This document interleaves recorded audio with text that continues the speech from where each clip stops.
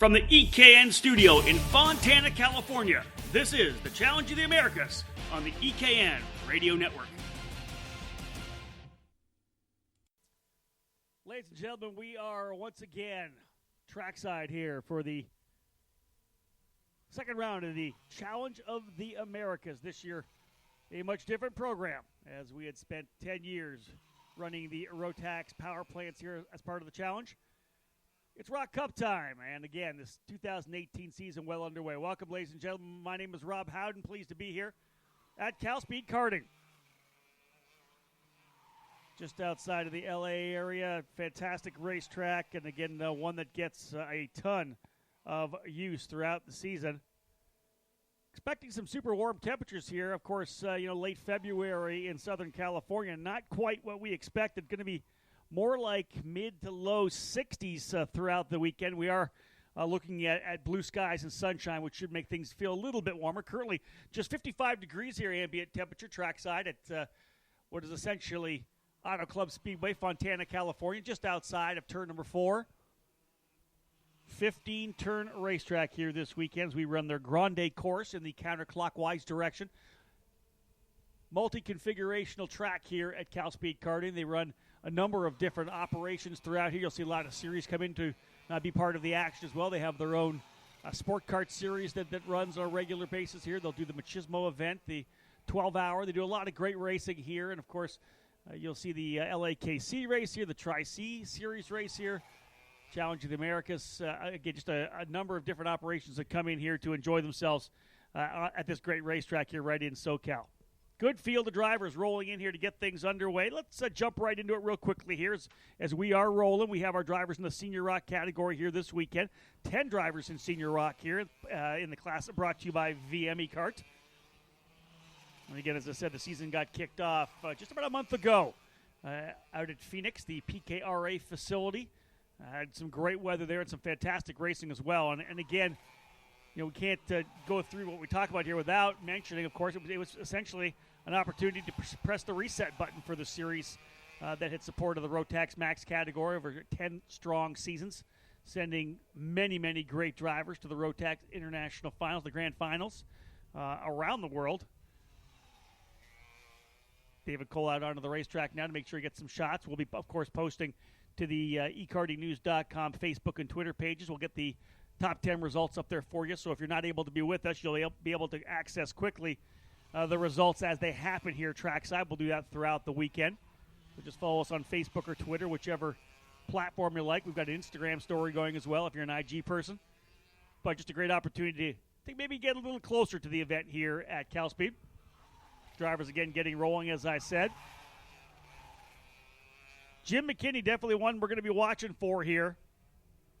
McKinney, who swept the weekend at his home track in Phoenix, really didn't elect to make the trek here to CalSpeed until late in the going. A guy that's in college right now, had to try to figure out a way to get some time off. But, what do you say when you've just won 2 races? You got the point lead. There's only 4 more races to go with an opportunity to win the championship.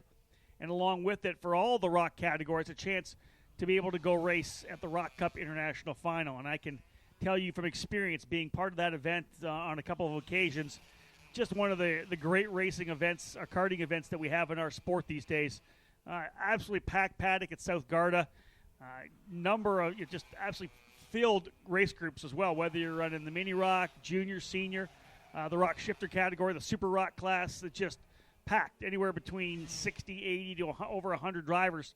And just making the A-Main on the Saturday finals is huge. But just the event that they put on around the entire race itself is really one of those bucket list events. And I think that probably played a little bit into the hands, or at least the thoughts of Jim McKinney, knowing that he can come in here, have a pretty decent weekend, is able to do well and score a race win. Man, it's this opportunity to be able to secure this championship and potentially earn that ticket to go represent the Challenge of the Americas at South Garda. Let's have a look at the grid, and we'll see this throughout the afternoon here. This is the final round of practice here Friday as part of the Challenge of the Americas the event number 2, rounds 3 and 4. Open hot pit, an extended 20-minute session. They ran the first 2 sessions at 8 minutes. Second sessions, or the third and the fourth sessions, were 12 minutes long. This final session, 20 minutes long with a hot pit. So the mechanics can get out there, they can make some changes, and immediately go back out and get a feel whether or not those changes were correct. I love this setup here, this pre-qualifying time practice. Andy Seesemann, the promoter from the Challenge of the Americas, brought this in a number of years ago, and it's been very, very popular. And again, we'll watch these drivers get going. This broadcast to kick off our ECAN Trackside live coverage of the weekend. We're dubbing the happy hour. Obviously, a happy hour on the racetrack, getting these drivers with that extended period to try to get the setup they want, but also just an opportunity to maybe chat with some of the members of the industry, the sport as well. We'll go have a look through the times here momentarily, but we do have Andy Seesemann standing by. He will be first interview of the day. Jim McKinney, quickest driver out of the box here at this point.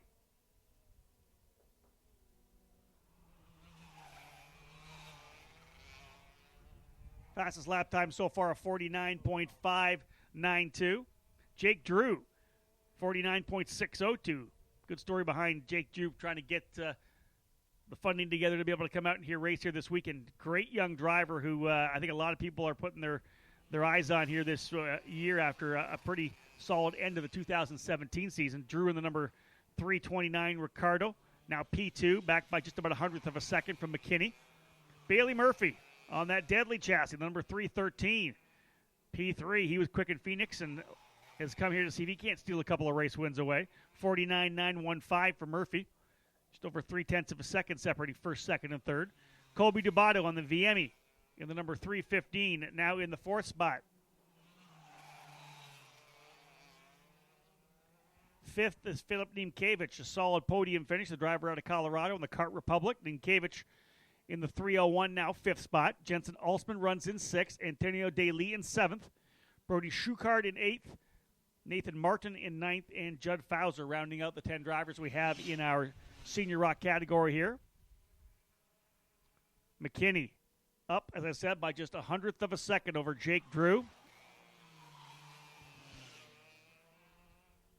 Watching the time here as it clicks away. Still a ways to go, not even quite to the halfway point. We talk about the fact that this 20-minute session, this extra session, giving these guys lots of time on the racetrack. They can head out there, they can knock a bunch of laps off, come in and make an adjustment, head back out and see if it did exactly what they wanted or whether the results weren't quite as ideal.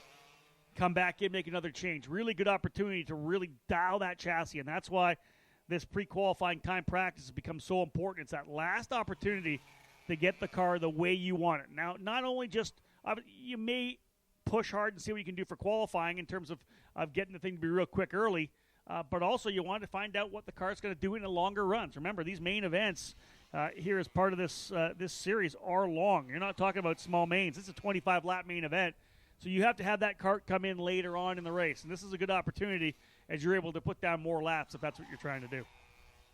McKinney still on top. Jake Drew second. Bailey Murphy third. Colby Dubato fourth. And Philip Niemkiewicz rounding out your fast five.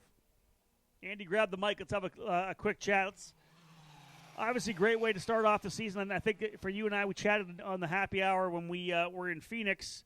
You've had a month to kind of settle things in. I know, obviously, it was fresh when we got to Phoenix. Brand new start to the program. You start ahead of the way you finished the year before. Obviously, the Rotax program was dwindling to a certain extent. It was decreasing with the momentum it had nationwide. You guys kept hammering down with it, but we were kind of losing some guys, losing a team or two here or there. But, man, to be able to launch with 85 guys at Phoenix and then come here and have more drivers here this weekend, that's the kind of positive momentum you need. Oh, absolutely, Rob.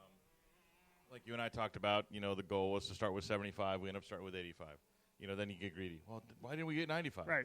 But for sure, I mean, we exceeded the goal, and obviously, that's due to the participants that showed up that like our program or wanted to check it out, wanted to try it. So, we're appreciative for their support. And then obviously the goal was to increase by 5 to 10% in each round. Maybe try to get to that 100 mark again by the time we get to Sonoma, right? As most series lose momentum over the years, I was hoping that we'd gain a little bit, and obviously we picked up a few entries. I think we crossed over the 90 mark for this event, so we're going in the right direction. I think one of the things we always talk about when it comes to the challenge, and I think the fact that you guys we were able to get the guys from K&K West, the West Coasters, to come from Canada to come back down. It's not. It really doesn't even matter first and foremost, what engine package you're running. This could be a full Briggs series. It could be whatever you want. You go pick something else out of the hat, and that's what it could be, and you'd have guys here because it's the overall experience that you bring with the people you have, the venues you're at, just the overall atmosphere that you present here this series.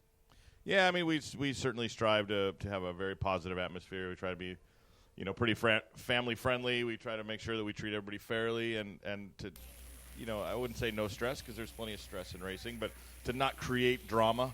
And there's plenty of drama in the paddock. There's plenty of drama out on the racetrack. We don't need to be involved in it. We don't need to create it. So just want to make sure we have a cool vibe. People enjoy coming here. I mean, at the end, right, with 9 classes, there's going to be 9 people that go home happy. But I want the other 81 or whatever, it adds up to, just to make sure that they're satisfied that the money they spent and the time they spent was worth it and they had a good time. Overall, do you stand back and say, man, I'm really happy with the way things are going? Because it's interesting, you'd have to say that you were part of the growth of the Rotax program here when you first brought it in. You had your SoCal Rotax program that you put on, and then you bring the challenge in. So you were kind of that guy that was pushing it. You're doing kind of the same thing here with the Rok program, at least in Southern California, not so much in NorCal as they have the new program up at Sonoma. But you're really the guy behind it saying, hey, this is what we're going to do. This is what I'm doing. I'm going to be doing this all winter. Let's make sure we do it in the summer as well. Yeah, absolutely. I mean, like you said, I was part of the Rotax program from day one, and now here I am, as far as the West Coast goes, part of the Rok program from day one. I mean, obviously it has some history in the East Coast, Florida, as well as in Europe and other places around the world. But we had never seen, Rok in its entirety on the West Coast at all. I mean, we saw, obviously, Mini Rok was a big class for many years. But there was no junior, senior, masters, shifter, etc. So just to make sure, that we support the entire program, and you're right. We're at the very beginning, and the mountain is. I can see it, and we're climbing it. Looks like it's going to be a good weekend here. Let's have a quick look. Colby Dubato's now gone to the top of the charts at 49.894. Let me reset our live timing here. No, it's still Jim McKinney up top. Live timing just reverted on us, so McKinney's still there. From lap number 5, interesting, early in the session was the best for McKinney. He's turned 13 laps. They've been working on that car, making some adjustments, but have not found any extra pace. 49.592 for McKinney, 49.602. Colby Dubato, 49.824. Jensen Alsman, 49.827. And then a 49.905 for Philip Niemkiewicz. 0.3 of a second separating the top 5. Now you go back to essentially top 6 within 3.5 tenths, and you got Antonio Daly about 0.7 of a second back.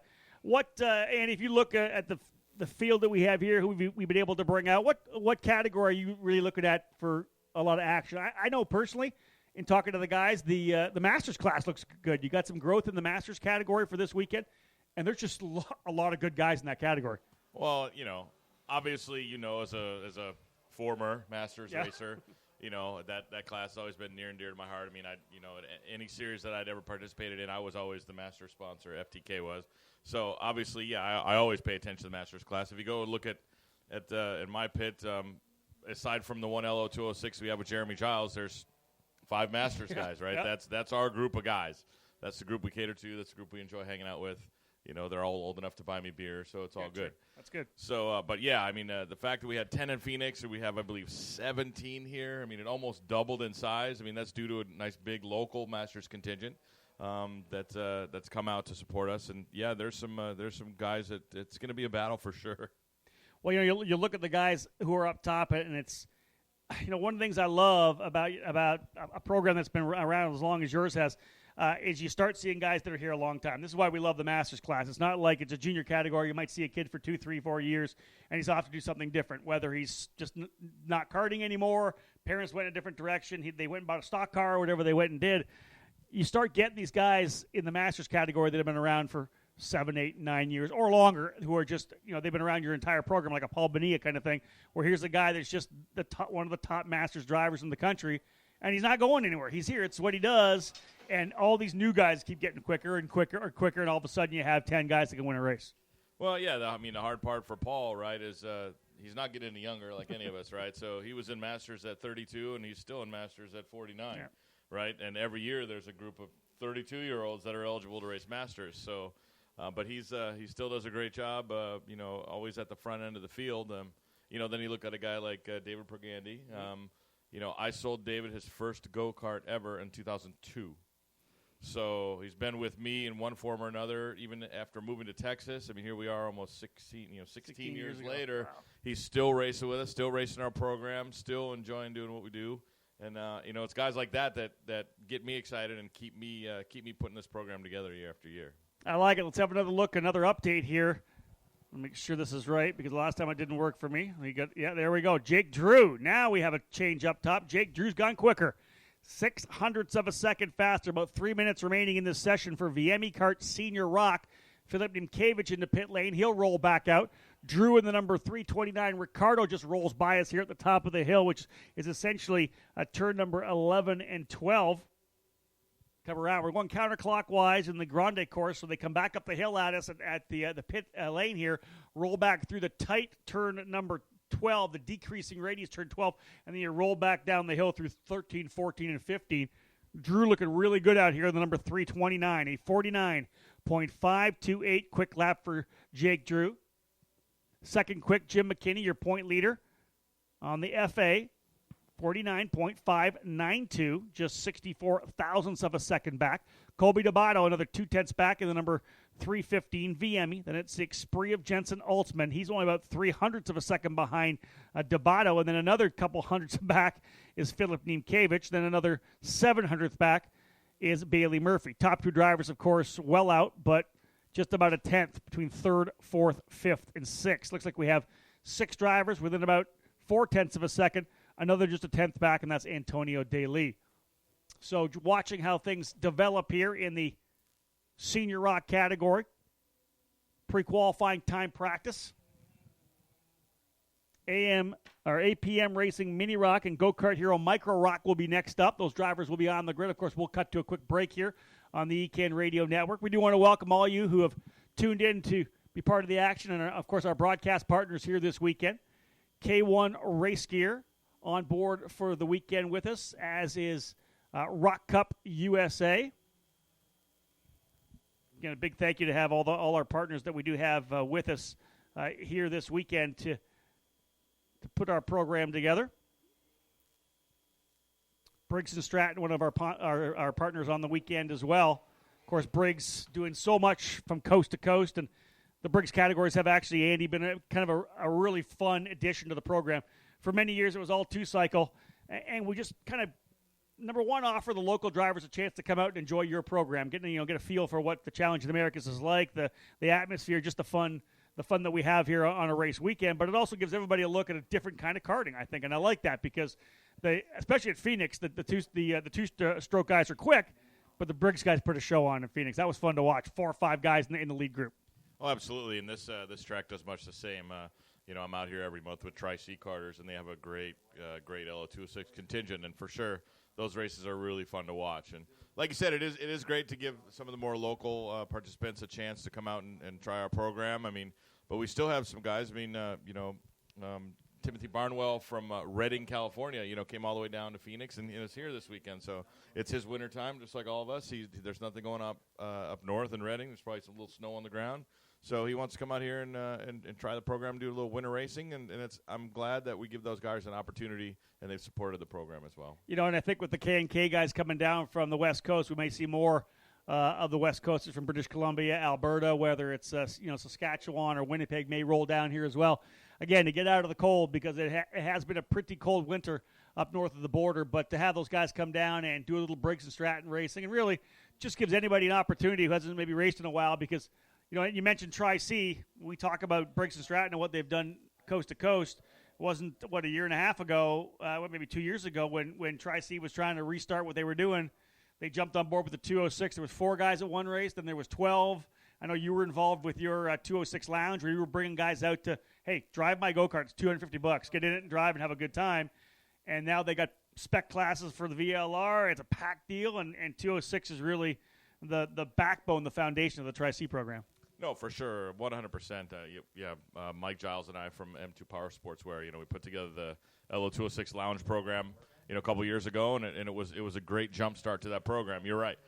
We started out with 4 the first, and then by literally the end of that season, there were 30 LO206s. Awesome. It's 6 or 8 months later. So for sure, I mean, as you well know, because of all the events you go to, the focus for a long time in karting goes right to that top level, and the bottom level. I wouldn't say bottom, just the more grassroots level kind of gets ignored, kind of gets, people forget about it, and we need programs like LO206 to bring in that new blood, to get in some new karters, and maybe some of them will turn into folks that buy Rok or other programs and come, 2-cycle racing or put together a more national program, and that's fine. But there has to be a place for the more budget-conscious racers to come, and LO206 gives them a great platform. Yeah, I've always said this. The funny thing about it is there's a lot of people that are in this sport right now, me being included, who have made an impact on certain levels, whether you become a kart shop owner, a media guy like me, an official, whatever it may be. I would not be karting unless I was able to run a cheap 4-cycle go-kart. I would never have been able to get into the sport, and I think that's key. We have to have that level of entry for anybody. Depending on your budget level, you're going to be able to get off the couch and you're going to go racing. And that's what 206 has done. 100%. Folks, there you go. Our first session of the books. A good run for Jake Drew to kick things off. Jim McKinney looks good, though. He is your point leader coming in. He's incredibly strong as well. So there's your look early here at the drivers in the Senior Rok category. We're going to work our way through what it will be 6 race groups. Our 206s are going to follow. But Mini Rok and Micro Rok next up. Stay with us. We've got more coverage. It's the happy hour here from CalSpeed Karting on the EKN Radio Network. You're listening to EKN Live coverage of the Challenge of the Americas, live from the CalSpeed Karting Circuit in Fontana, California, here on the EKN Radio Network.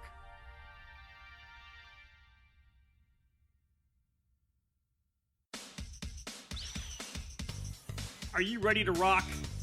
We turned the page and started a new chapter for the Challenge of the Americas in January, but the same program that people know and love remains the foundation. The Challenge has embarked on a new season with a brand new formula, welcoming the Rok Cup program to the West Coast. We'll also be offering the popular Briggs 206 classes again this year after resounding success and support when we debuted the categories in 2017. The final round of the Challenge of the Americas is scheduled for April 13th, 14th, and 15th in Sonoma. And we welcome you to join us for what will be our biggest race of the year. If you're ready for the off-season to be over, come have some fun. If you're up north in the frozen tundra, do you really need a better reason to come to the Challenge? Get out of the cold and into the sun and warmth. Let's rock! And for more information, visit challengekarting.com. Since 2003, K1 Race Gear has been a one-stop shop for all your indoor and outdoor karting needs. From racing shoes, suits, and driving gloves to chest protectors, rib vests, accessories, and bags, K1 Race Gear provides quality karting products for the enthusiast and the professional alike. We have an incredible lineup of K1 karting suits designed to fit everyone's budget. Check out our entry-level GK2, the new Apex 2, and our top-of-the-line Speed 1 suit.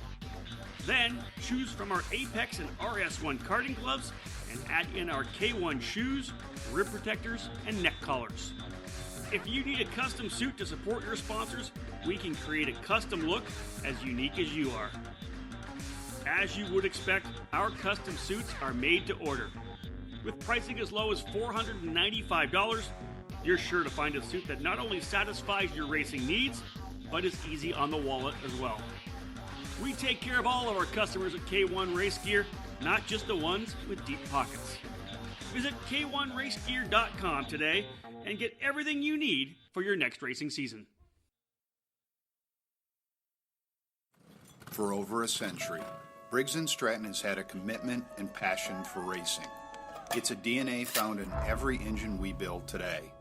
So whether you kart race, Baja, race quarter midgets, or believe that dirt and snow are just God's way of adding to the challenge, the dedicated spirit of every Briggs & Stratton employee stands at the fence waiting for the green flag to drop. Briggs & Stratton Racing.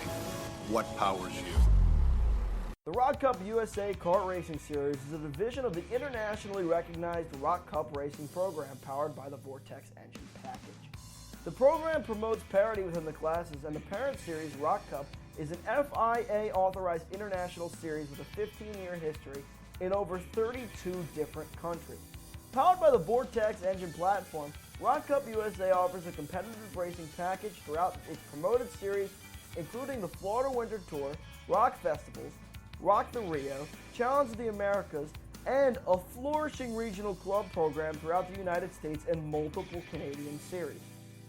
All the best rockers from around the world have the opportunity to take part in the prestigious Rok Cup International Final, an international event that crowns global rock champions. In 2017, the Rok Cup International Final had a record number of countries represented, 49 from 5 continents, and saw 415 rockers take to the grid. Rok Cup International Final tickets will be awarded at the Florida Winter Tour, Challenge of the Americas, and the Rock Festival. For more information on Rok Cup USA, please visit www.rockcupusa.com.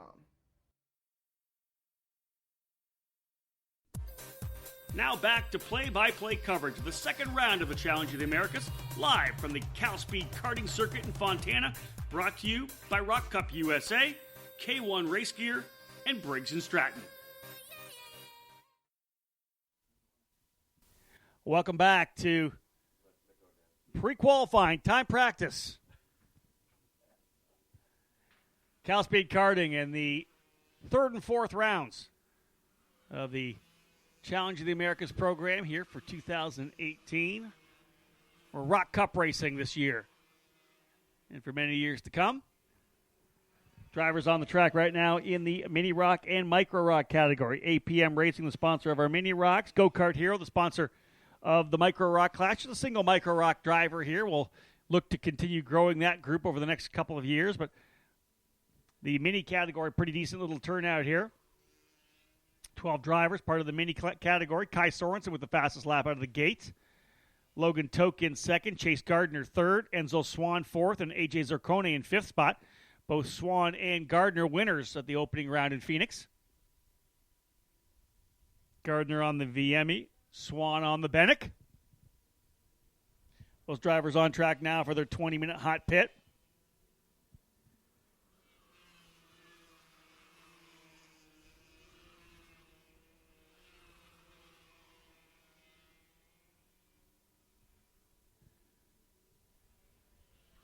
Challenging racetrack here at CalSpeed Karting. As I said earlier, we are running the Grande course in the counterclockwise direction. 15 turns in total. Drivers will head down the hill if you're at all familiar with CalSpeed here. Of course, the track built on the parking lot area just outside of Turn 4 here at Auto Club Speedway in Fontana, California. The track itself kind of built on the side of a slope that works its way down to some of the access roads, butts up against the berm that comes out just behind turns number 3 and 4 on the NASCAR facility. Drivers will come down the hill, cross start finish line into a hairpin, turn 1 that they call Long Beach. More of a Long Beach going in the other direction as a right-hander, very similar to the final corner on the streets of Long Beach track, but it's a left-hander here in the Grande course layout. A little short shoot into what is essentially a double apex, big, wide sweeping right-hander, turns 2 and turns 3. 3, a little more decreasing radius on the exit, a good shoot down into what is a big sweeper around turn 4, 5, and then a cutback in turn, right-hand cutback turn 6. Long run down over into a little kink, then into a left-hander they call Silk, a little short shoot into the hairpin turn 8. Then you start climbing back up the hill. We'll move over to turn number 9, Skanda. Turn 10's a bit of a kink back. And then to the top of the hill here, right to the view of everybody standing at pit lane. Double left-hander, turn 11, then a very decreasing radius, turn number 12. Two left-handers, back down the hill. A little bit of a right-hand sweeper. Quick little left-hander once you straighten back out, then to start finish line once again. I find to be a very fun track to drive. I've driven it in a number of different directions. I love this racetrack. Had a chance to run here on a 206 last February. And again, we'll have a look at the quick drivers rolling here right now. Kai Sorensen leading the way in that number 115 Bennick. Sorensen, 54.432, but only about 20 thousandths of a second ahead of Chase Gardner. And in fact, top 3 drivers separated by less than a tenth is Logan Toke in the number 157 Top Card, not far back. less than a tenth back is Token third. Enzo Swan almost 0.3 of a second back, .285, a 54.717, the best for Enzo at this point. AJ Zarcone runs in fifth. Parker DeLong in sixth. Ethan Nascimento in seventh. Steven Eisert in eighth. Patrick Molnar ninth. And Tuesday Calderwood rounding out the top 10. Single driver that we have in the micro category, Gage Jarvis in the Bennick number 12. Again, getting good seat time here at the track. Just about 7 minutes into this session. Remember, it is pre-qualifying timed practice. Open hot pit for the 20-minute run. Drivers will see at least into the pit lane once, maybe twice or more, as they try to make adjustments to get these cars the way they want them heading into round number 3's action on Saturday. 206 drivers, you'll be next up. They'll be working their way out to the grid here. Masters Rok to follow. Then we'll go shifter racing with the Rok Shifter and Rok Shifter Masters classes, and we'll round it all off with the Junior Rok category.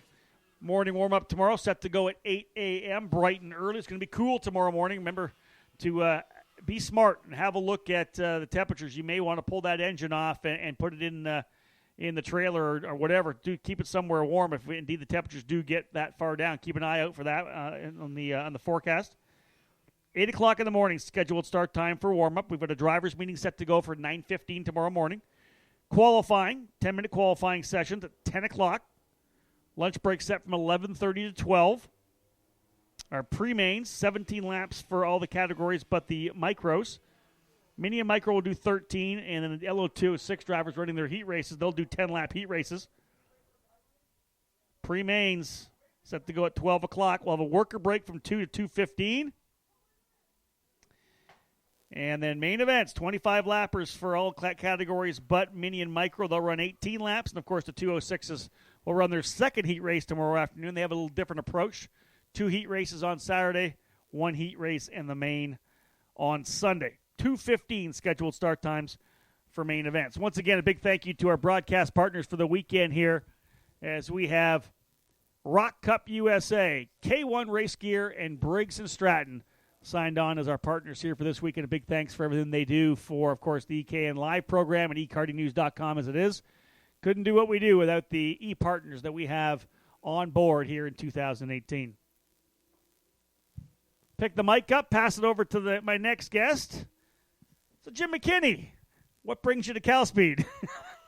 Yeah, I had a great weekend in Phoenix and decided to pack up the trailer and head on over to California for a week. I wondered. You know, I talked to your dad, of course, talking right now with Jim McKinney, the driver out of Arizona. Of course, Phoenix, his home track. Did extremely well in the opening round, put together a program, walked in and essentially dominated the action. Had a little bit of chase from Phil Giebler and a couple other drivers, but you were able to get out of there with a couple of race wins, Jim. And I know you're a college student. You're trying to figure out how you can not get in trouble for missing school. But what was it? What was the thing that drew you here? Was it the opportunity to potentially run in Italy? Yeah, definitely. Being able to go to Italy and have the chance to represent America in competition would be amazing. It's something I've yet to be able to do in my driving career and be, a great milestone for my career. Talk about that weekend in Phoenix. Were you surprised by how quick you were, or the fact that you were topping the sections the whole time? I know you haven't really driven competitively on a regular basis for a couple of years, have you? Yeah, I think our last big national event was back in 2015, and it's been a while to get back in the seat, but we were kind of surprised by the pace, and given those 2 wins, we knew we'd had to come out here and help our boys out at Challenge of the Americas. I just mentioned that the main events are actually 25 laps long. I know you got tons and tons and tons of laps in at Phoenix. How were you by the end? If you haven't been done a lot of national racing recently, how did you feel? Because you did double duty. You ran 206 as well. How did you feel at the end of the senior main event? Yeah, it was a long weekend. Monday came around. Monday morning was hard to get out of bed. It was kind of painful, especially on the ribs and the back, the muscles you don't usually work out. But, it was worth it. You look pretty good out of the box here now. I know you've been fast all day long. What kind of experience do you have here at this facility? I don't have it down. Do you have a lot of track time here? Ran here in 2013 and 2012 back with Challenge of the Americas on the Rotax program.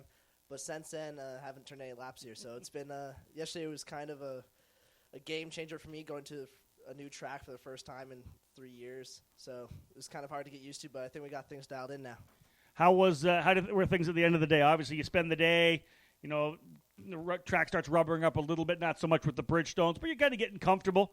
You're making the changes, you're dialing the chassis in a little bit. Where do you feel you have gotten to in terms of chassis-wise? Are you pretty happy heading into tomorrow? Yeah, I think chassis-wise, we're definitely there. The longevity of the run is there.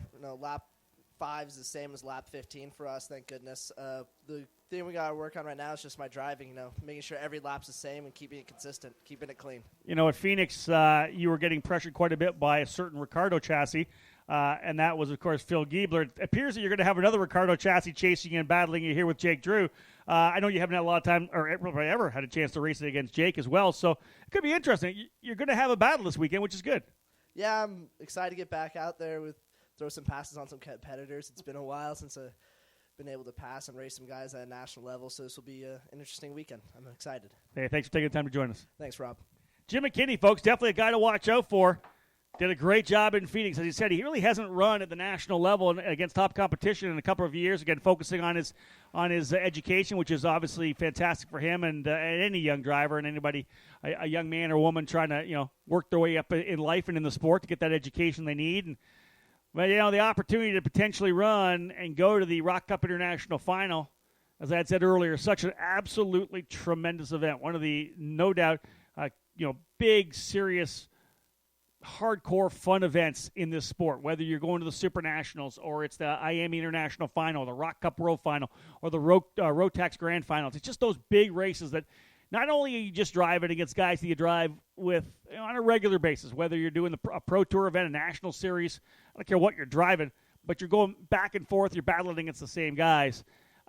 When you get a chance to go and run an international event like that where there's 30, 40, 50, 60 different countries represented, there's just such a different feel to it.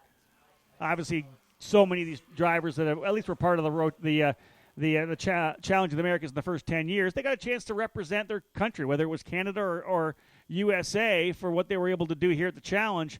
And, got a chance to go to the Rotax Grand Finals. And, David Cole and I have been there a number of times for e-karting news. And there's just that feel. There's that national feel with the flags everywhere and just the team colors and with the team jackets and suits. And, that's the kind of thing that I know that is a big draw. And, of course, when this Challenge of the Americas program made the move to the Rok Cup Series, just that ability to connect with the Rok Cup International Final, an event that I've had a chance to announce on a couple of occasions, definitely going to be a draw to any of these drivers. It's going to be, I think, even a bigger draw next year once it starts to settle in.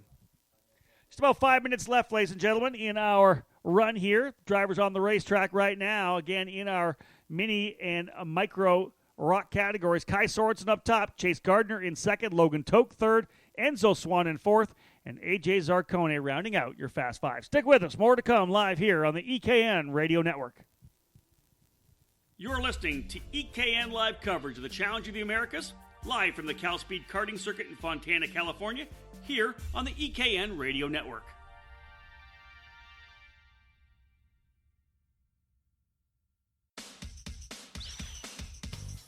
Are you ready to rock? We turned the page and started a new chapter for the Challenge of the Americas in January, but the same program that people know and love remains the foundation. The Challenge has embarked on a new season with a brand new formula, welcoming the Rok Cup program to the West Coast. We'll also be offering the popular Briggs 206 classes again this year after resounding success and support when we debuted the categories in 2017. The final round of the Challenge of the Americas is scheduled for April 13th, 14th, and 15th in Sonoma. And we welcome you to join us for what will be our biggest race of the year. If you're ready for the off-season to be over, come have some fun. If you're up north in the frozen tundra, do you really need a better reason to come to the Challenge? Get out of the cold and into the sun and warmth. Let's rock! And for more information, visit challengekarting.com. Since 2003, K1 Race Gear has been a one-stop shop for all your indoor and outdoor karting needs. From racing shoes, suits, and driving gloves to chest protectors, rib vests, accessories, and bags, K1 Race Gear provides quality karting products for the enthusiast and the professional alike.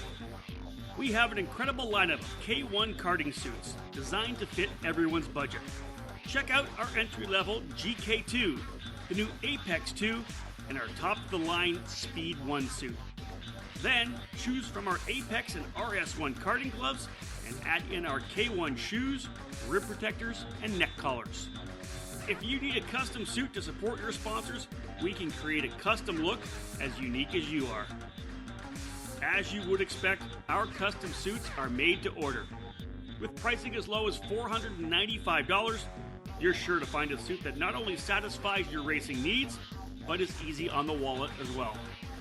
We take care of all of our customers at K1 Race Gear, not just the ones with deep pockets.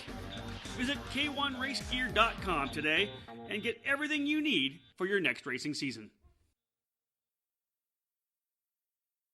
For over a century, Briggs & Stratton has had a commitment and passion for racing. It's a DNA found in every engine we build today. So whether you kart race, Baja, race quarter midgets, or believe that dirt and snow are just God's way of adding to the challenge, the dedicated spirit of every Briggs & Stratton employee stands at the fence waiting for the green flag to drop. Briggs & Stratton Racing. What powers you? The Rok Cup USA Kart Racing Series is a division of the internationally recognized Rok Cup racing program powered by the Vortex engine package. The program promotes parity within the classes, and the parent series, Rok Cup, is an FIA-authorized international series with a 15-year history in over 32 different countries. Powered by the Vortex engine platform, Rok Cup USA offers a competitive racing package throughout its promoted series, including the Florida Winter Tour, Rock Festivals, Rock the Rio, Challenge of the Americas, and a flourishing regional club program throughout the United States and multiple Canadian series. All the best rockers from around the world have the opportunity to take part in the prestigious Rok Cup International Final, an international event that crowns global rock champions. In 2017, the Rok Cup International Final had a record number of countries represented, 49 from 5 continents, and saw 415 rockers take to the grid. Rok Cup International Final tickets will be awarded at the Florida Winter Tour, Challenge of the Americas, and the Rock Festival. For more information on Rok Cup USA, please visit www.rockcupusa.com. Now back to play-by-play coverage of the second round of the Challenge of the Americas, live from the CalSpeed Karting Circuit in Fontana, brought to you by Rok Cup USA, K1 Race Gear, and Briggs & Stratton. There's always a great feel on the Fridays where people are kind of having a good time still, but there's just that, still a little sense of urgency. They're understanding that we're about set to go into battle, and I think that as the day goes on, especially when we come in here to this pre-qualifying time practice session, people know it's on. It's time to really get to work. You use that session to find that last little tenth you may be missing because you're trying to close back up. Time winding down. Checker flag going to fly here momentarily. We have our drivers in the Mini Rok and Micro Rok category onto the racetrack. Again, just seconds away, and we will throw the checkered flag. Kai Sorensen with the quickest lap time as it stands. Chase Gardner in the second spot. Logan Toke in third. Enzo Swan fourth. Fifth is A.J. Zarcone. Sixth is Parker DeLong. Seventh, Ethan Nascimento. Eighth, Steven Eisert. Ninth, Patrick Molnar. In the 10th spot, Tuesday Calderwood. 11th is Rye Myers. 12th, Ryan Castles. And 13th is our lone Micro Rok driver, Gage Jarvis. Waiting for the checkered flag to fly. I got my clock winding down to nothing here. Here comes the checker flag finally. Kai Sorensen's fast time, a 54.452, back on lap number 4. Very early for all the drivers, either on lap 3, 4, or 5 for anyone in the top 8. Lap 7 for Patrick Molnar in 9th, and lap 18 for Tuesday Calderwood. She actually went quicker almost at the very end of that session.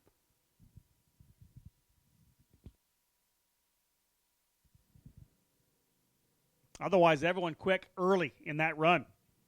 Sorensen did 17 laps. Enzo Swan did 21. Parker DeLong did 22 laps. Isert and Molnar are both 21 as well. So everyone high teens are in the low 20s in terms of lap count in that long 20-minute hot pit session.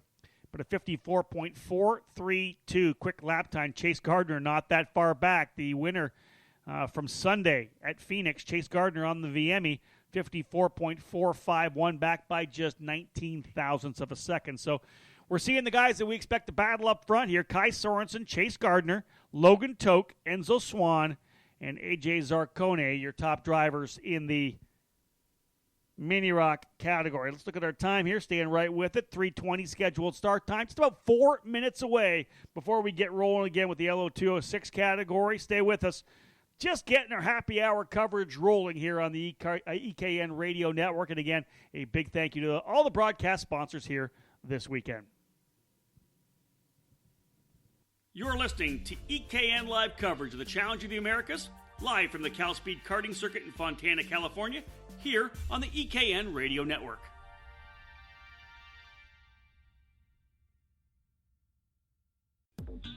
Since 2003, K1 Race Gear has been a one-stop shop for all your indoor and outdoor karting needs.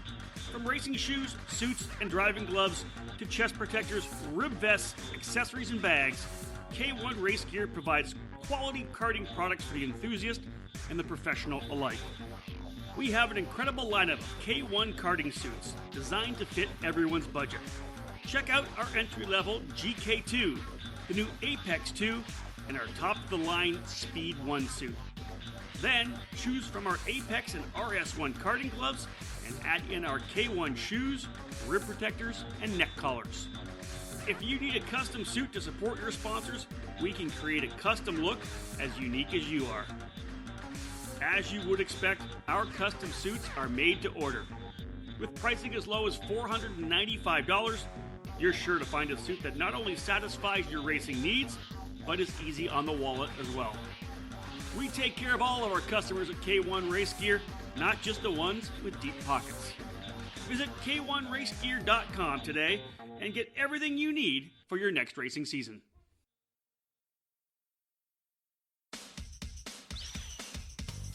Are you ready to rock?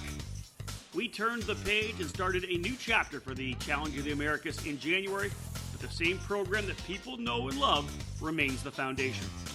The Challenge has embarked on a new season with a brand new formula, welcoming the Rok Cup program to the West Coast. We'll also be offering the popular Briggs 206 classes again this year after resounding success and support when we debuted the categories in 2017. The final round of the Challenge of the Americas is scheduled for April 13th, 14th, and 15th in Sonoma. And we welcome you to join us for what will be our biggest race of the year. If you're ready for the off-season to be over, come have some fun. If you're up north in the frozen tundra, do you really need a better reason to come to the Challenge? Get out of the cold and into the sun and warmth. Let's rock! And for more information, visit ChallengeKarting.com. The Rok Cup USA Kart Racing Series is a division of the internationally recognized Rok Cup racing program powered by the Vortex engine package. The program promotes parity within the classes, and the parent series, Rok Cup, is an FIA-authorized international series with a 15-year history in over 32 different countries. Powered by the Vortex engine platform, Rok Cup USA offers a competitive racing package throughout its promoted series, including the Florida Winter Tour, Rock Festivals, Rock the Rio, Challenge of the Americas, and a flourishing regional club program throughout the United States and multiple Canadian series. All the best rockers from around the world have the opportunity to take part in the prestigious Rok Cup International Final, an international event that crowns global rock champions. In 2017, the Rok Cup International Final had a record number of countries represented, 49 from 5 continents, and saw 415 rockers take to the grid. Rok Cup International Final tickets will be awarded at the Florida Winter Tour, Challenge of the Americas, and the Rock Festival. For more information on Rok Cup USA, please visit www.rokcupusa.com. For over a century, Briggs & Stratton has had a commitment and passion for racing. It's a DNA found in every engine we build today. So whether you kart race, Baja, race quarter midgets, or believe that dirt and snow are just God's way of adding to the challenge.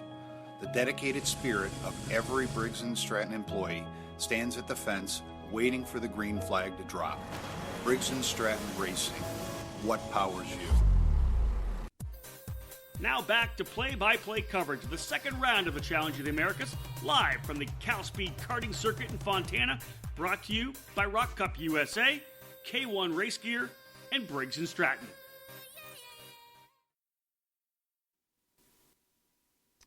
We go from the two-cycle scream of the Rock Cup engines to the rumble here of Briggs 206, 4 cycles.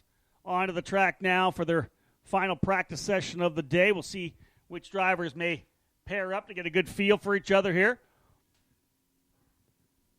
Big debut weekend here in the Challenge, at least, for David Vasquez, top driver in the VLR chassis. We've seen do so well here over the last number of months. In fact, it's been a pretty good 2018 for the VLR chassis. If you look at what they've been able to get done, a couple of big wins in the SCUSA Winters Series. Of course, a victory at Phoenix as well for Micah Hendricks.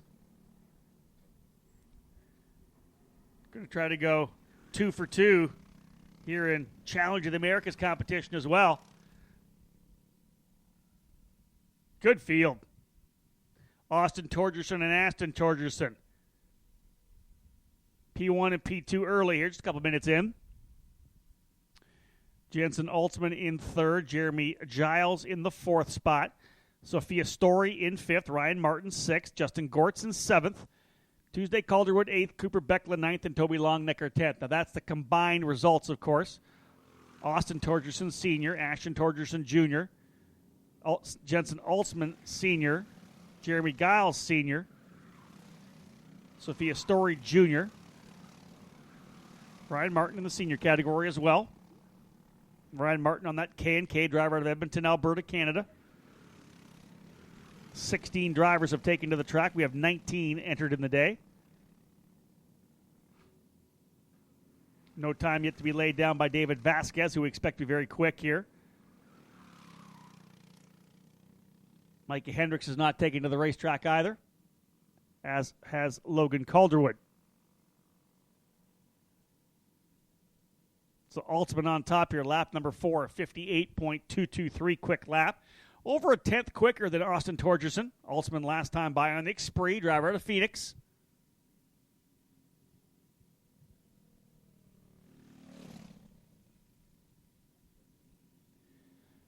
There was Vasquez who just rolled by potentially into pit lane. I don't know if Vasquez even put one lap in the books. I don't think so. One time around, that was it.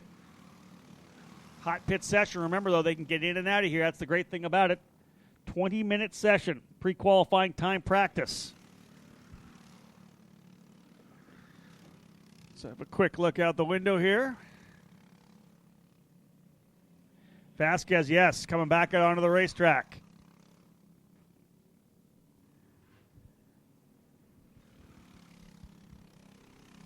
Again, Vasquez in that VLR. Austin Torgerson now to the top of the charts in the 188.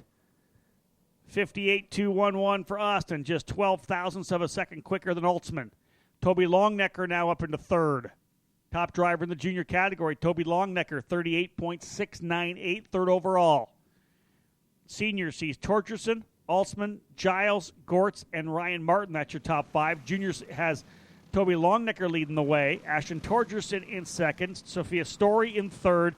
Bowden Barnwell in fourth. And Cooper Becklin fifth. So top 10 drivers split between junior and senior.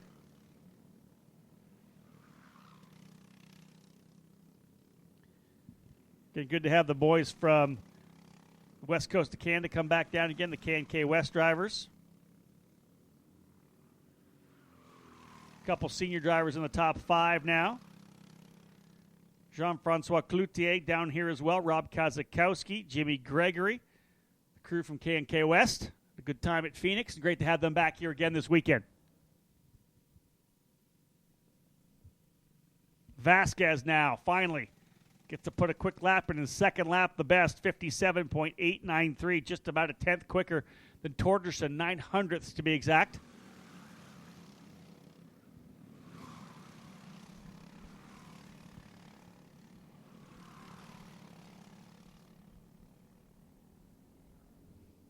Still a long way to go in this session.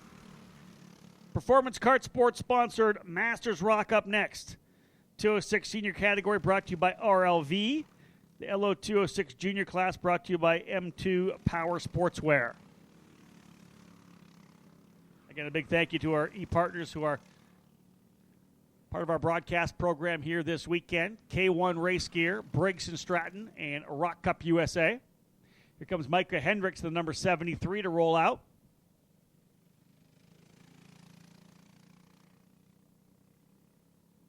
Hendricks onto the racetrack. Vasquez goes quicker again on lap number 3. 57.703 for Vasquez on the VLR. Driver out of Madera. Vasquez, Torgerson, Alsman, Gortz, and Calderwood. Top 5.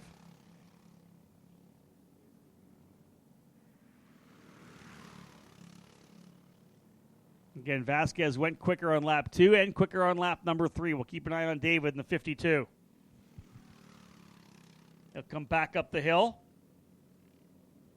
Rolling up behind Rob Kozakowski, I believe, in the K&K. This would be good for Kozakowski to have a chance to follow David around, even for a couple of corners. David's going to go to the inside going in to turn number 1.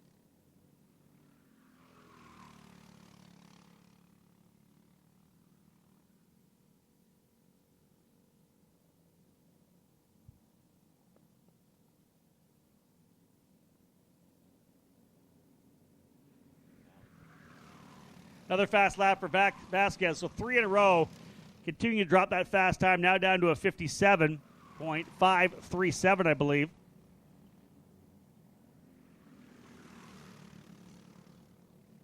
.188 at Torgerson into pit lane. Heading back out again.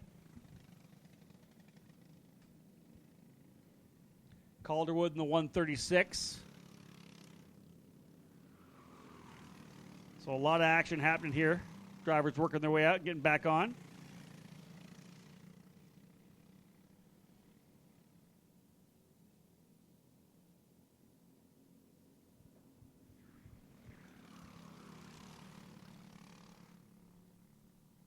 Pre-qualifying time practice for rounds 3 and 4 of this year's Challenge of the Americas. Again, new era in the challenge as we head to the Rock Cup USA program. That's the future of the program. Looked good out of the box. 85 entries in the opening round at Phoenix. A little over 90 here this weekend. We haven't got the final totals in. We actually had one driver roll in here late. Travis Irving rolling in. Cart in the back of the pickup truck to run in the rock shifter category.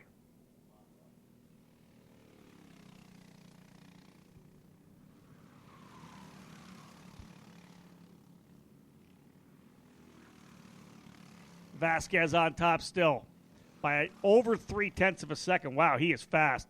Vasquez 57.5, Altsman 57.9, Torgerson 57.9, Hendricks 57.9.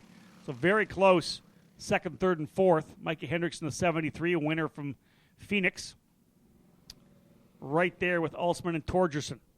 Gortz in 5th, Martin 6th, Story 7th, Tuesday Calderwood in 8th, Toby Longnecker 9th, and Jeremy Giles in 10th. Giles in the 22.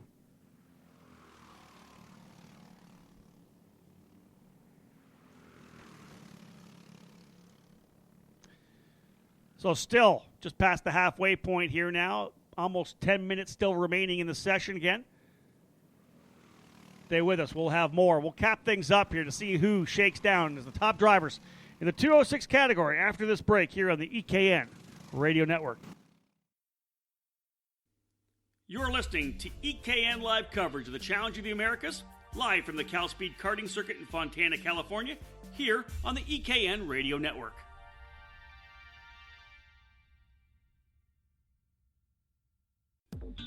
Since 2003, K1 Race Gear has been a one-stop shop for all your indoor and outdoor karting needs. From racing shoes, suits, and driving gloves to chest protectors, rib vests, accessories, and bags, K1 Race Gear provides quality karting products for the enthusiast and the professional alike. We have an incredible lineup of K1 karting suits designed to fit everyone's budget. Check out our entry-level GK2, the new Apex 2, and our top-of-the-line Speed 1 suit. Then, choose from our Apex and RS1 karting gloves and add in our K1 shoes, rib protectors, and neck collars. If you need a custom suit to support your sponsors, we can create a custom look as unique as you are. As you would expect, our custom suits are made to order. With pricing as low as $495, you're sure to find a suit that not only satisfies your racing needs, but is easy on the wallet as well. We take care of all of our customers at K1 Race Gear, not just the ones with deep pockets. Visit K1RaceGear.com today and get everything you need for your next racing season.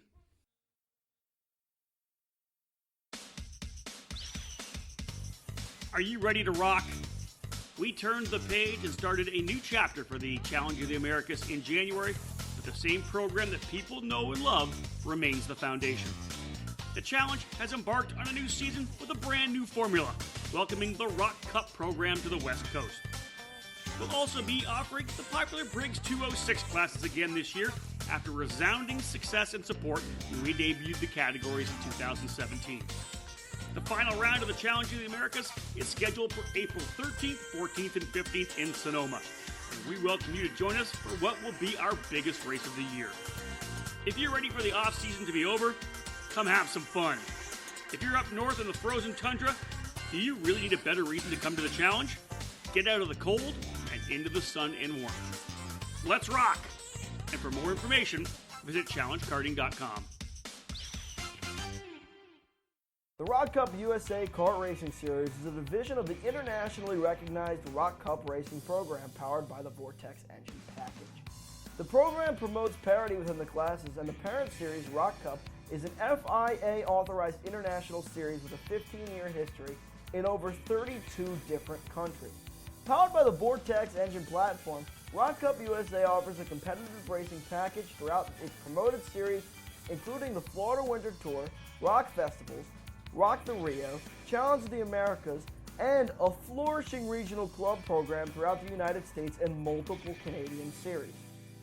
All the best rockers from around the world have the opportunity to take part in the prestigious Rok Cup International Final, an international event that crowns global rock champions.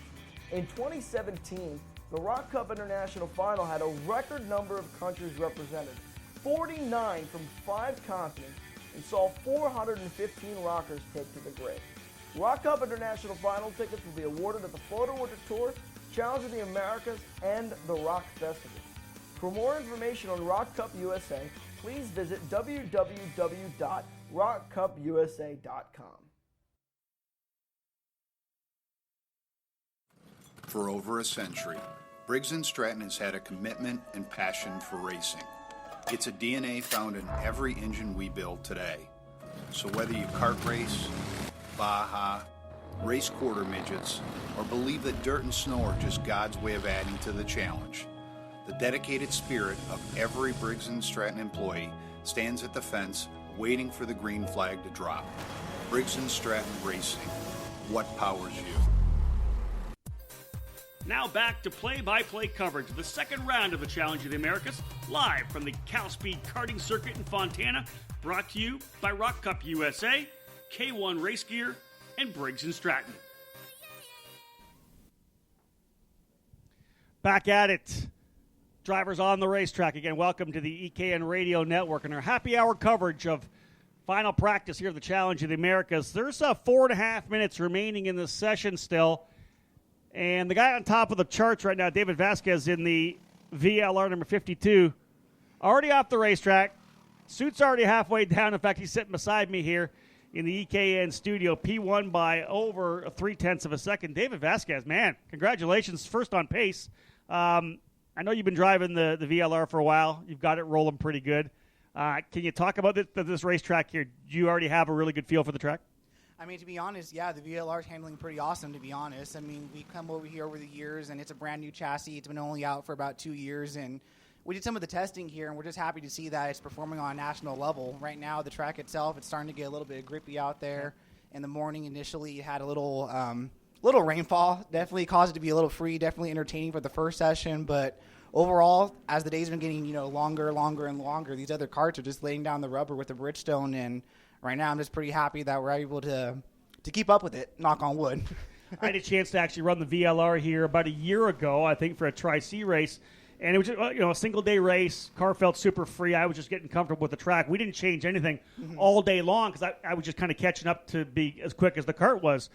Do you find that you're changing much here throughout this weekend, or do you think, based on what you've done on other tracks you've run on the kart, that you kind of keep that same platform throughout the weekend? The only thing that we've changed thus far this weekend, Rob, is just honestly the air pressure. I mean, RLV came up with a great go-kart to where the neutral setup's pretty standard itself, and no matter how much you try to out-tune yourself or think outside the box, you always go back to that neutral setup, which is what we wanted to do. And we pretty much have that philosophy, just let the karts do its thing, try to focus on the driver. But luckily, the VLR chassis it's been pretty responsive to changes. It just, we always feel from a driver comfort zone, and in my head, that neutral's better. Unfortunately, it's all a mind game with the crazy drivers nowadays. Where would you rate this track in terms of one that you're good at? There's always, I think everybody has that track that they say, you know what, I just go there and it's automatic for me. Some I have to work on. I know I have that. I know David has that. Everybody kind of has that where there's just a track that's just really good for you. Where would you rate this one in the list of tracks you run on a regular basis? I mean, in the spirit of honesty, to be quite honest, I really don't feel that strong at this track. Okay, yeah. I feel comfortable, and in my head, so long as I'm comfortable, I could get away with it. But, I mean, to me, I really don't measure how fast I feel, how more comfortable I am. And if the go-kart's comfortable and I'm comfortable, then, we're going to be cooking with some oil at the end of the day. What do you think? Obviously, we got a pretty good field here in both the junior and senior categories. For people that are listening here on EKN and may come here one day to run, what part of this racetrack do you think is the most challenging, and what part's maybe the most crucial in terms of laying down a really good lap in a 206? I mean, 110%, it's going to be the infield. I'm not really familiar with the numbers of the corners and such, but it's pretty much the inside of the track. I believe it's like turn 8. You come into the fast silk, and you're carrying a lot of momentum going at turn 8. And where I feel like drivers have the misconception is they're not able to carry enough speed with this 206 into the corner because they have the mindset of that 2 cycle to where it's just like I'm not supposed to go in as hard or carry my momentum through the center of the corner like I should. So me personally, the one corner that I'm focusing a lot of my effort on this weekend is just do that corner right there in terms of rolling through my speed, not overdriving it, definitely being where the rubber's at right now, and then just getting a good drive off the corner. We see a lot of drivers still out on track. Just about a minute remaining in the session, David. You came in early. Of course, you were sitting beside me with still 5 to go. Is it just a simple fact that you already felt like you had the setup you needed and you were comfortable? Yeah, absolutely. Just comfortable is the one word that I always use, when I talk to mechanics, drivers, my dad who puts up with me. If I'm comfortable, in all honesty, I'm not going to really push the limits. When I give my dad that signal like, hey, we're good to go, I pretty much just don't push it past them because knock on wood, I don't want to do something stupid. Is that the teams that you and your dad, is that you guys on the kart? I love hearing that. Yeah, it's pretty much me and my dad. I've been doing it for 17 years, and I'm happy to say that he's been the man that, every time I fire him, he still keeps coming back. He just won't go away. He won't go away, unfortunately. And, unfortunately, too, we both go to the same house, and he's right down the same hallway. Yeah, so, no, I hear that. It's like living with your crew chief in NASCAR or IndyCar. That just wouldn't work, I don't think. But you guys make it work. Good for you. That's awesome. Thank you. Well, listen, thank you very much for joining us. I think we'll be I'll be talking a lot about you, I believe, throughout this weekend. Well done. Awesome. Thank you. David Vasquez, ladies and gentlemen, on with us here on the EKN Radio Network, part of the Happy Hour. Man, great interview and obviously a great driver. Up front nicely, almost 0.4 of a second clear of Micah Hendricks, the winner from Phoenix. Vasquez on that VLR, a 57.508. Micah Hendricks in seconds. We are now, I believe, to the end of the time. Yep, 0 time on the clock. Looking out at Bob Phillips there on right here in between turn number 11 and 12. That's where they're throwing the checker because we'll head right in to the scales in turn number 12 as we run on the Grande course in the counterclockwise direction. We'll come back to the top of the hill out of the hairpin through Scanda.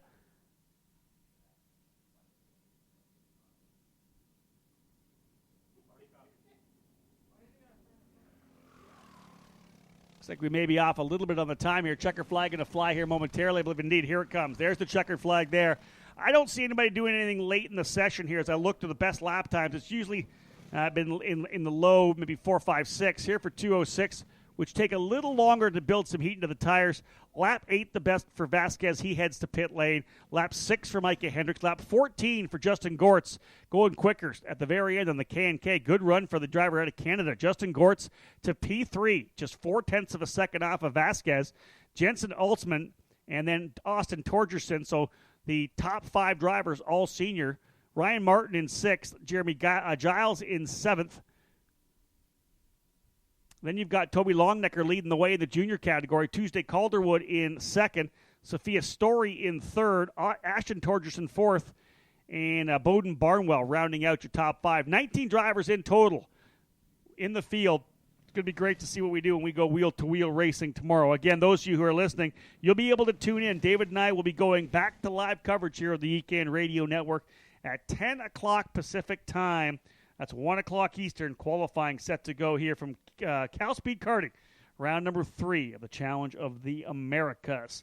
Where are we? 3 down, 3 to go. Next up, stay with us, folks. We'll be back with Performance Kart Sport Masters Rock. You're listening to EKN Live coverage of the Challenge of the Americas, live from the CalSpeed Karting Circuit in Fontana, California, here on the EKN Radio Network.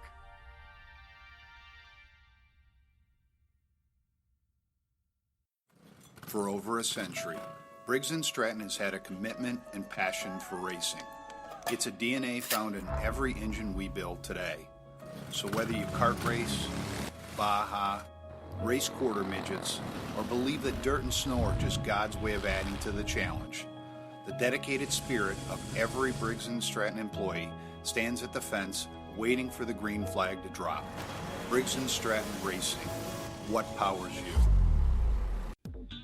Since 2003, K1 Race Gear has been a one-stop shop for all your indoor and outdoor karting needs. From racing shoes, suits, and driving gloves to chest protectors, rib vests, accessories, and bags, K1 Race Gear provides quality karting products for the enthusiast and the professional alike. We have an incredible lineup of K1 karting suits designed to fit everyone's budget. Check out our entry-level GK2, the new Apex 2, and our top-of-the-line Speed 1 suit. Then, choose from our Apex and RS1 karting gloves and add in our K1 shoes, rib protectors, and neck collars. If you need a custom suit to support your sponsors, we can create a custom look as unique as you are. As you would expect, our custom suits are made to order. With pricing as low as $495, you're sure to find a suit that not only satisfies your racing needs, but is easy on the wallet as well. We take care of all of our customers at K1 Race Gear, not just the ones with deep pockets. Visit K1RaceGear.com today and get everything you need for your next racing season.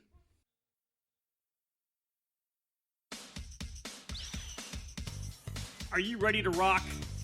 We turned the page and started a new chapter for the Challenge of the Americas in January, but the same program that people know and love remains the foundation.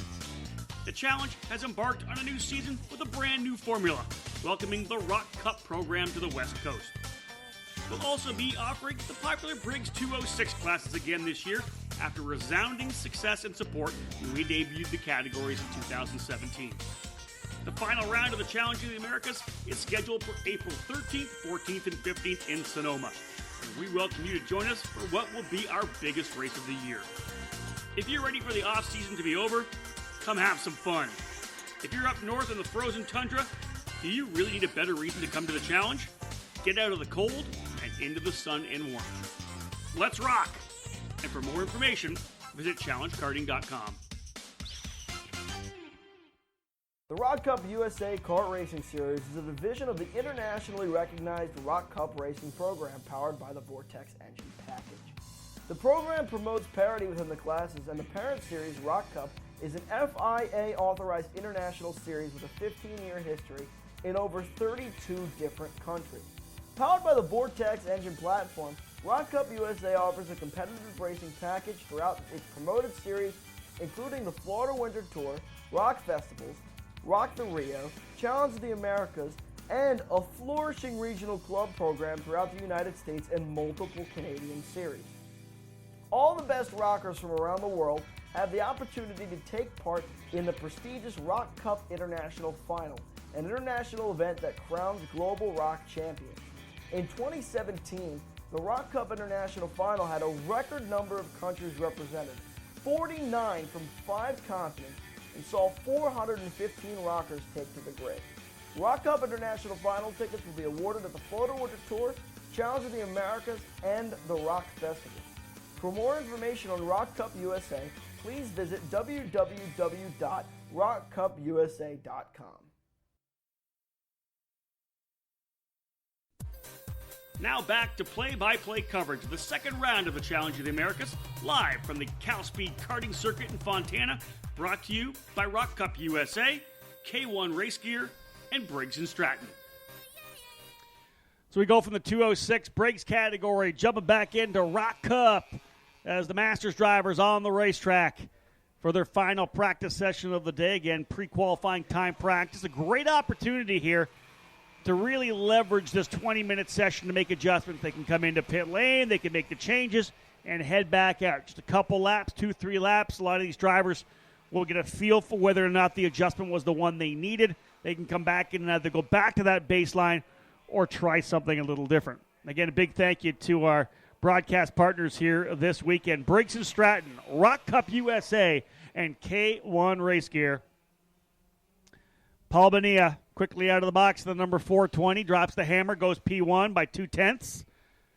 Bonilla on the FTK Burrell. Vache Tatikian on the Phil Giebler Racing Ricardo goes to P2. Tatikian in the number 401. I talked to him earlier. First time ever on the Bridgestones, first time ever on the Rock. Let's see what Vache can do out there. We're not worried about finding open track time right now or open lap, that's for sure, because there's 6 drivers running together across the line. Bonilla was in there. I want to say that Jonathan Silva was in there. Ed Quinn potentially in there. Big group of drivers coming across the line. Vache Tatikian back to the top of the charts with a 50.803. Phil Giebler Racing Crew had a pretty cool little outing here at CalSpeed a little while back when Jensen Button rolled out here to celebrate his birthday alongside his good friend Daniel Ricciardo. The PGR drivers were out to have fun with them as well. Talk about a great track day. Tatikian, I think, heads the pit lane, feeling good there after turning a quick lap of 50.803. You'd think maybe one more lap might have been a good idea to find out whether it was going to go any quicker, but he heads to pit lane. Paul Bonilla in the 420 in second. Chris Knevers in the number 485 now in third. Eric Jackson fourth. Jonathan Silva now fifth. Ed Quinn sixth. Mike Giles in ninth. Mike Giles in seventh. Brandon Bell in eighth. John Nielsen ninth. And David Grande 10th. Very early, just 4 minutes in.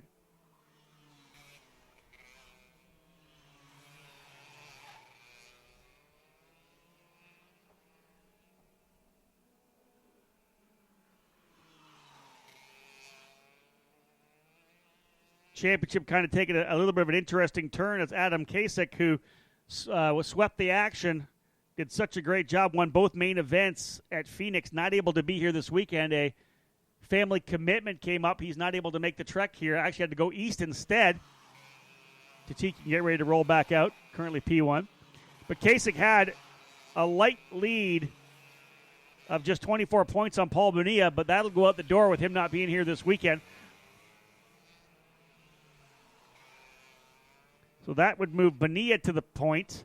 Just 6 points back is Eric Jackson. 45 back is David Grande. 55 back, Reynaldo Neves. 58 points back, Mike Giles. And 63 points back, Jonathan Silva. It's all about putting in a good weekend here to try to set yourself up. And again, you just look at the point total. Qualifying on pole worth 5 points. Winning that pre-main worth 10 points. You have to get every point you possibly can.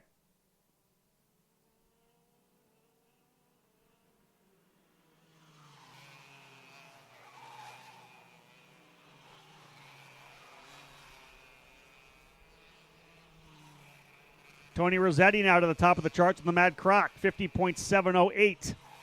Vache Tatikian second, 50.803. Paul Bonilla in fourth. Here goes Bonilla back to P1, 50.544.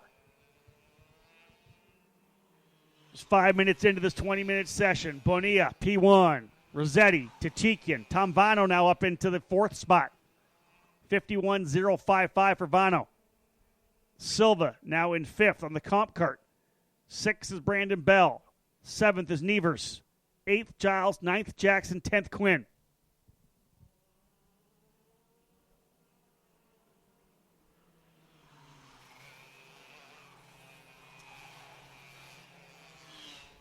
Jonathan Silva and Ed Quinn running together on track. They'll come across the line. Do they go any quicker? They do not.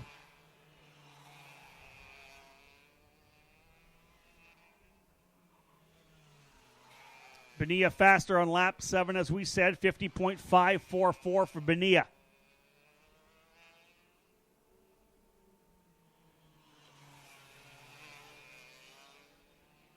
Tony Rossetti in the 435, looking pretty good in the Mack Croc as well, the driver to Beaumont. 50.708. Vache Tatikian, 50.803.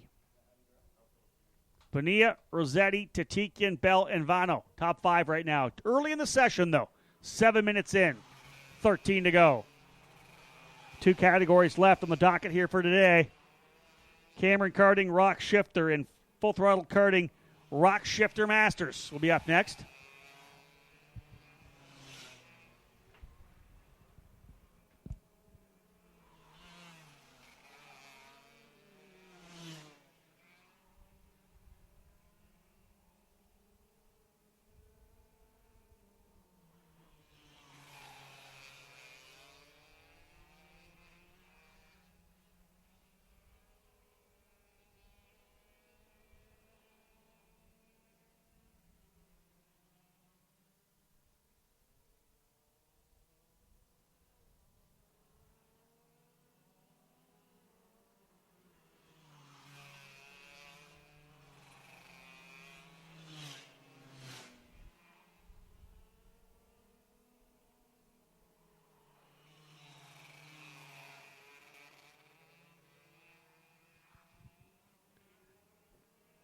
Closing in on the halfway point of the session once again.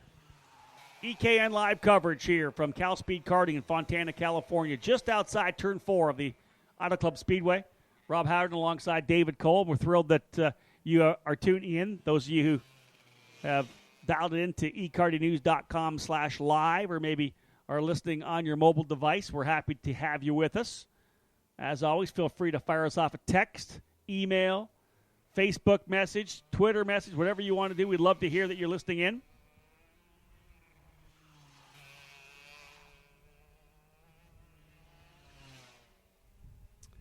Bonilla's fast lap coming on lap number 7. He has, I believe, pulled into pit lane. Not sure whether he'll be heading back out again. We saw that with David Vasquez in the number 52-206 cart. Pretty comfortable to lay down the lap he had and come on in. Good feel for the chassis. Felt comfortable, as he said. No need to pound out laps here on a 20-lap session if you feel like you got a good grip on it. Looks to be like a potentially Jonathan Silva, I think, off the racetrack. Push him back up the hill. So that'll be it for Silva, I believe. 6th, his best lap, lap number 9. In fact, it just turned his fast lap of 51.049.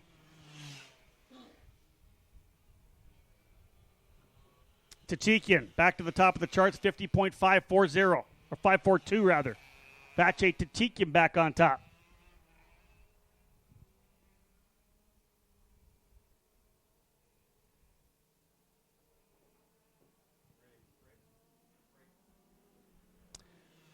So as we get ourselves to the midway point of this session, in fact, where are we? Just past the halfway point in Performance Kart Sport Masters pre-qualifying. We'll head to a quick break. Vache Tatikian on top. Paul Bonilla in second. Tony Rossetti third. Brandon Bell in fourth. And Chris Nevers rounding out your Fast Five. Again, live coverage here from CalSpeed Karting. Pre-qualifying time practice for this weekend's Challenge of the Americas.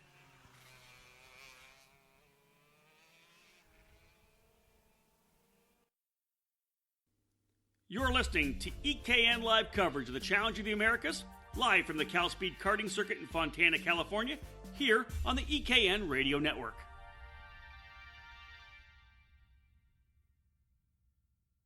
The Rod Cup USA Kart Racing Series is a division of the internationally recognized Rod Cup racing program powered by the Vortex engine package.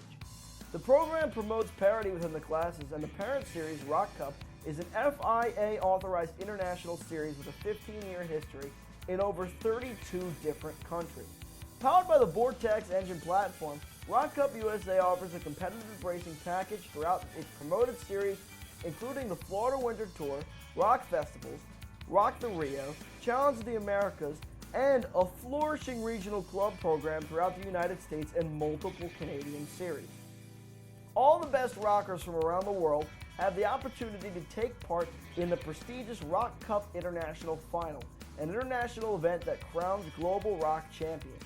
In 2017, the Rok Cup International Final had a record number of countries represented, 49 from 5 continents, and saw 415 rockers take to the grid. Rok Cup International Final tickets will be awarded at the Florida Winter Tour, Challenge of the Americas, and the Rock Festival. For more information on Rok Cup USA, please visit www.rockcupusa.com.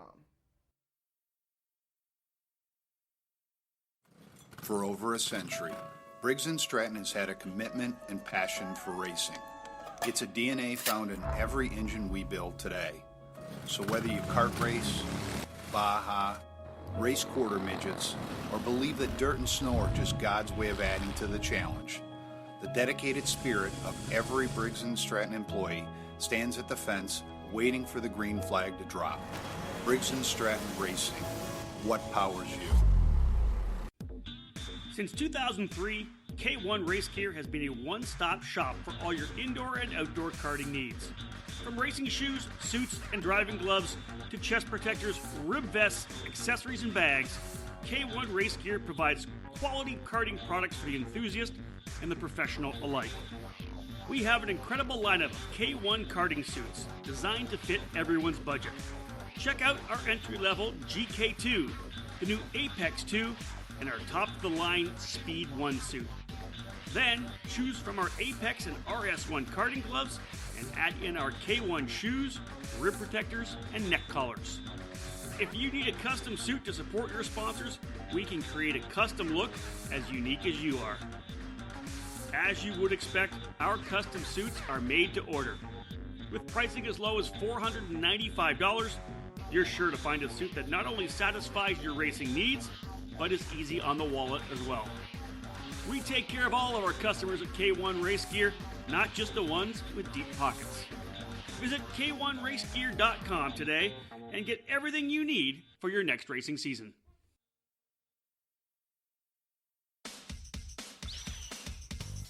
Are you ready to rock?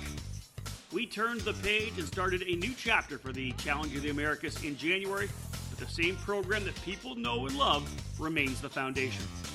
The Challenge has embarked on a new season with a brand new formula, welcoming the Rok Cup program to the West Coast.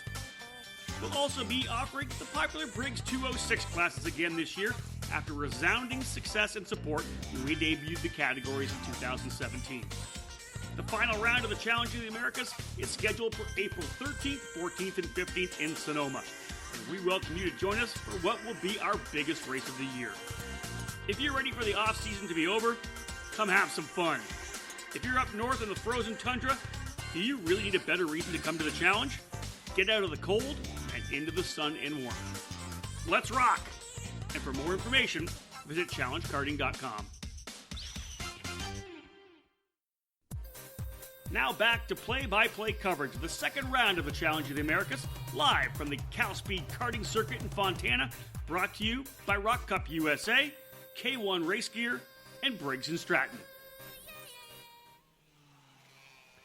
As we return to CalSpeed Karting and live coverage here on the EKN Radio Network, Tony Rossetti, top of the charts here. Lap 10 was his best. Again, Performance Kart Sport Masters Rock on track here, their pre-qualifying time practice.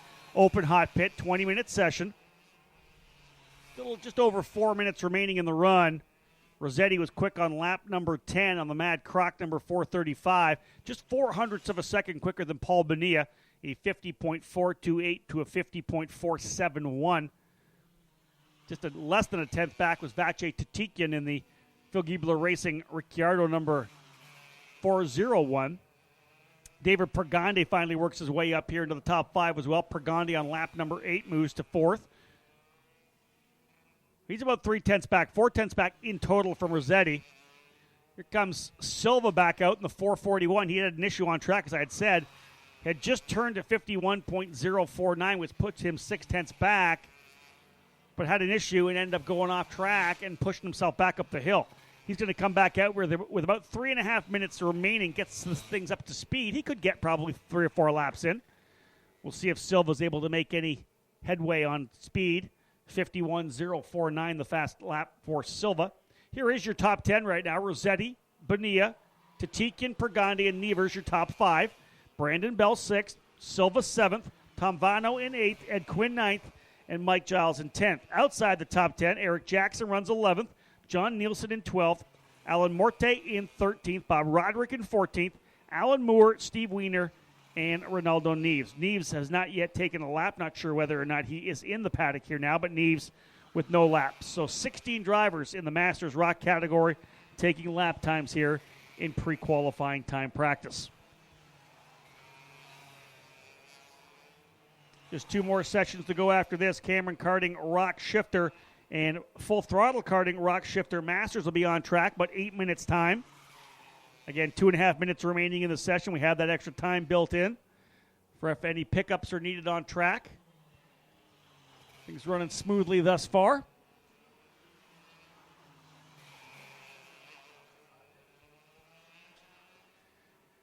Again, Tony Rossetti quicker than Paul Bonilla by about 0.04 of a second on that fast lap.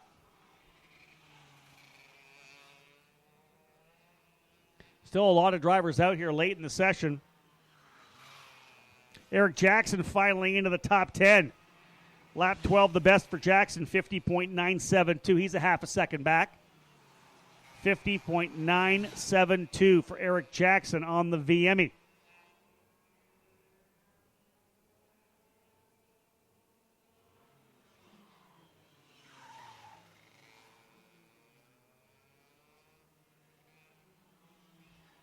See if anybody else can find pace here at the end. Minute and a half still remaining. Silva at least 2 laps back in the books. Last time by a 52.1. Well off his fast lap. Not sure if he remains on track yet. Still looking around here. There's the 4:12 of Tom Vano. Lap 7, his best, the 51.055. Not able to improve coming down the hill. Ed Quinn went quicker last time by. Lap 17, the best for Quinn, 51.108. Just under 7/10 back. Pretty solid little field here now. Scrolling up, top 11 drivers within a second. In fact, within 0.8 of a second, Mike Giles in the 11th spot. Again, good field. 16 drivers have taken times here in this final session of the day. Again, Rob Howden alongside David Cole, live coverage.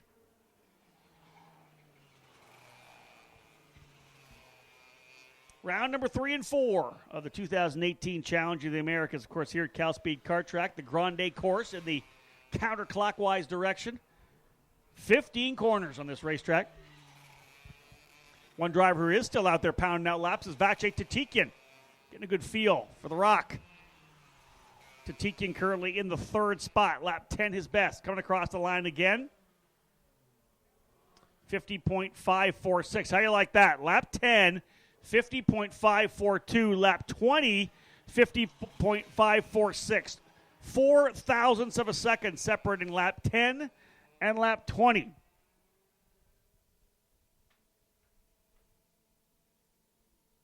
Tatikian just over a 10th back of Tony Rossetti.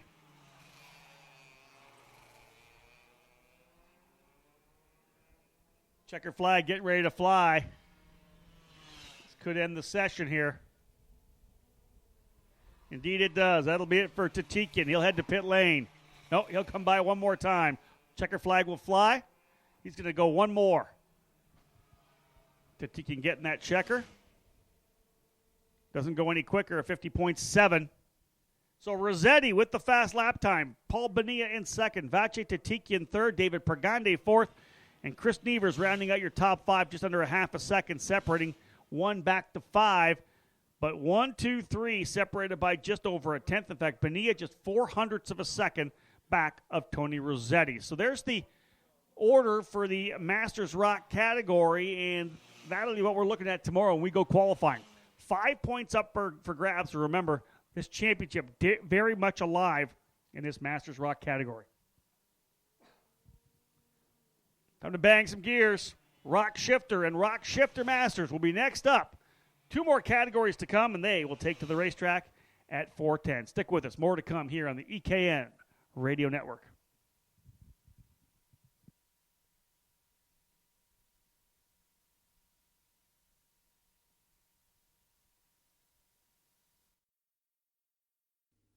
You're listening to EKN Live coverage of the Challenge of the Americas, live from the CalSpeed Karting Circuit in Fontana, California, here on the EKN Radio Network.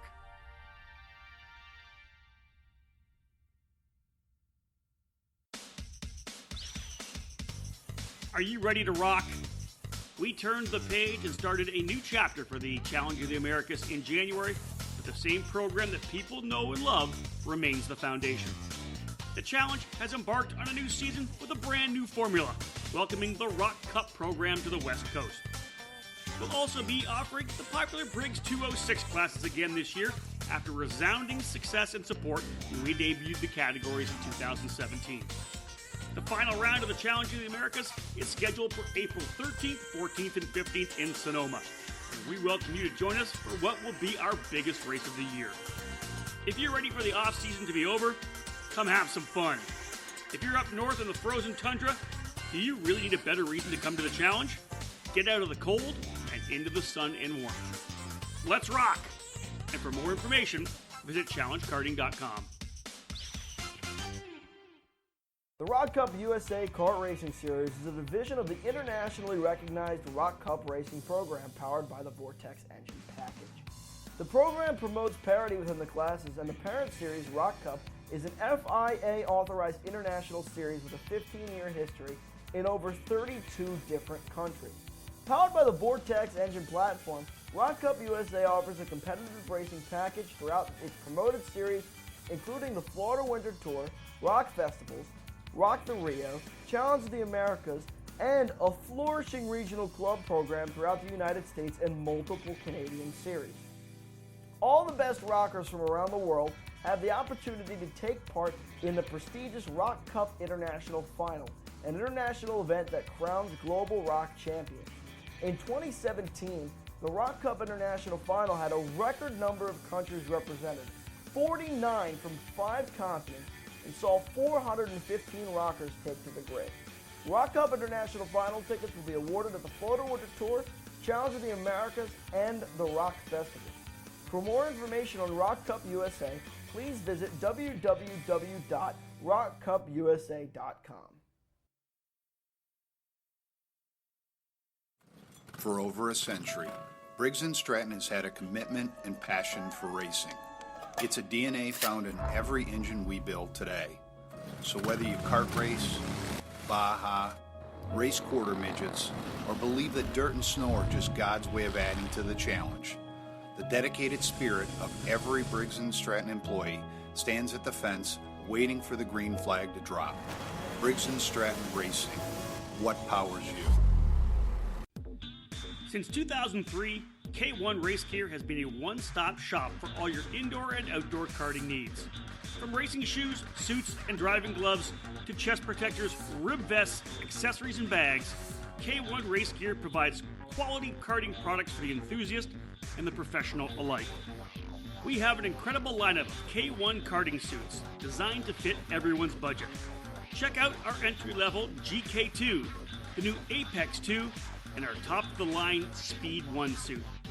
Then, choose from our Apex and RS1 karting gloves and add in our K1 shoes, rib protectors, and neck collars. If you need a custom suit to support your sponsors, we can create a custom look as unique as you are. As you would expect, our custom suits are made to order. With pricing as low as $495, you're sure to find a suit that not only satisfies your racing needs, but is easy on the wallet as well. We take care of all of our customers at K1 Race Gear, not just the ones with deep pockets. Visit K1RaceGear.com today and get everything you need for your next racing season. Now back to play-by-play coverage of the second round of the Challenge of the Americas, live from the CalSpeed Karting Circuit in Fontana, brought to you by Rock Cup USA, K1 Race Gear, and Briggs & Stratton.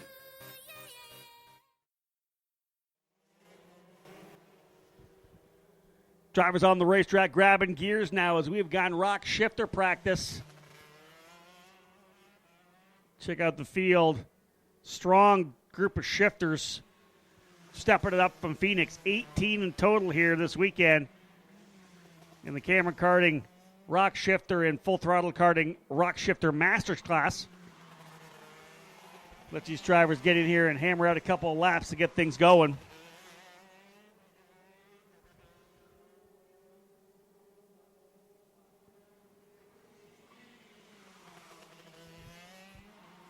Had some really good racing in this category when we were in the opening rounds in Phoenix. Goes Cole Bailey stepping it up.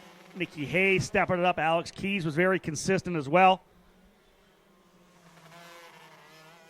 Expect those guys ready to fight it out. All three of them, Hayes, Bailey, and Keys, all here this weekend looking to try to get themselves in a position to win that title when we go to the final round in Sonoma to see who's going to represent the Challenge of the Americas at the Rock Cup International Final at South Garda.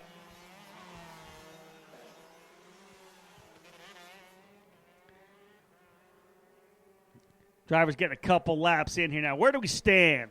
Alex Keys on top in the Burrell Art, number 547, the multi-time Red Bull Global Rallycross GRC Lights category winner, now with the top time, 48.831. Lorenzo Lapina. Great to have Lorenzo here, factory driver for VME in Italy. Has come over to run here this weekend in the Rock Shifter category. He goes to P2 here now in the number 548, the VME driver. 2/10 back, 49.061. Hayes now jumps up into second. Lapina goes down into third. Enzo Prevo now up there into the Fast Five as well. He'll go second on the Aluminos, number 525.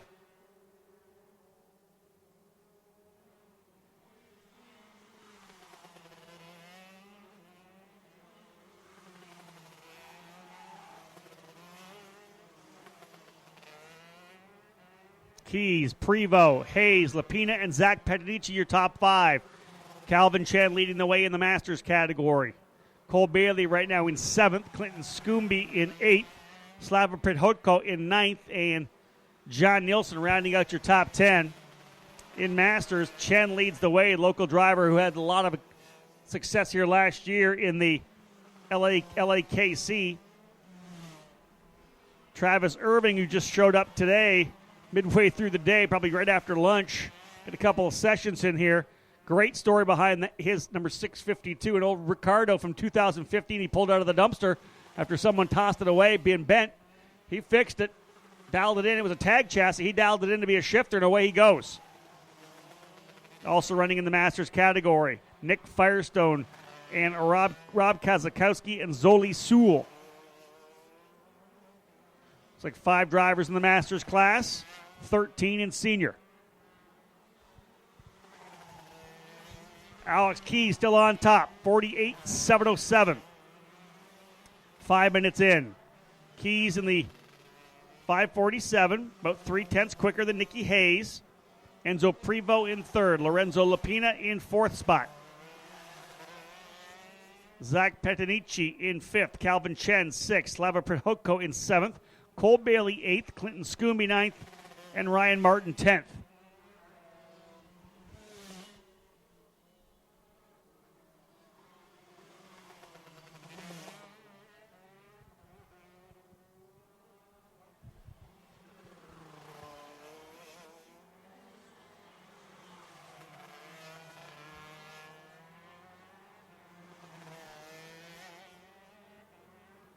Now we'll start seeing drivers, coming into pit lane, making some adjustments here.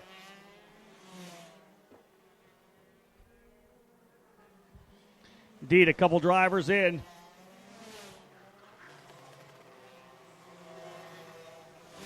Lapina on the VME, making some adjustments there as well. Vince Mandarino, the designer of the VME here this weekend. They've had some great success at the start of this season. Wins at the WK Manufacturers Cup. Victory from Chase Gardner in the Mini Rock category in Phoenix. Lapina here with us in the Rock Shifter category. He's back out in the 544. Great stuff so far here. Nikki Hayes battling it out. Alex Keys on top. Nikki Hayes in second. He goes quicker last time by. Enzo Prevost in the third spot. Lapina in fourth. Petadici fifth. Calvin Chen leading the way in the Masters category. Slava Pridhoko runs in the seventh spot. Cole Bailey eighth. Clinton Scooby and Ryan Martin rounding out your top 10. Keys on top, though. About 0.3 of a second still over Nikki Hayes. Adjustments will need to be made throughout the session here. Nick Firestone into pit lane as well. The helmet's actually off for Firestone. Micah Hendricks doing double duty again this weekend, running here in the 206 and shifter categories. Keys goes purple last time by. Alex Keys to P1. Keys up top. Goes faster again.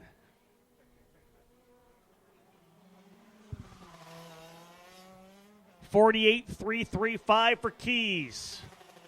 0.3 quicker than Nikki Hayes. He goes with his personal best lap on lap 8 as well. 48.660.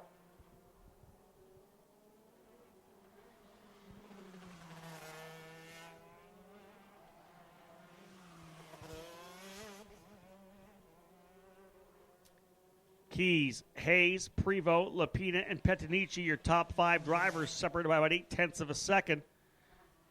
Calvin Chen leading the way in the Masters class over Rob Kozakowski and Zoli Sewell again. Drivers using this hot pit opportunity. Looks like Calvin Chen is done. Got their laps in. Put 7 laps in the books, feeling good. He'll head back to the garage area, get back to the trailer, get it dialed in, put it away, kiss it goodnight, come back tomorrow to see what he can do in qualifying.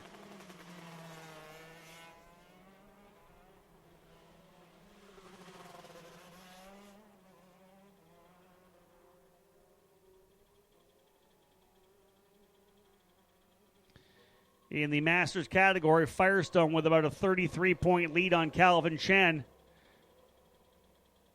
Rob Kozakowski right in there as well.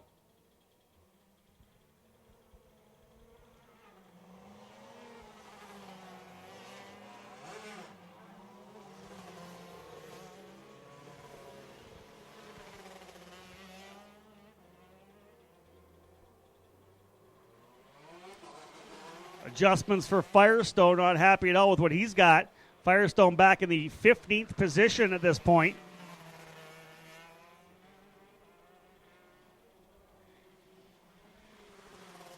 Firestone about 1.2 seconds behind Calvin Chen. Of course, Chen has a good handle on this racetrack.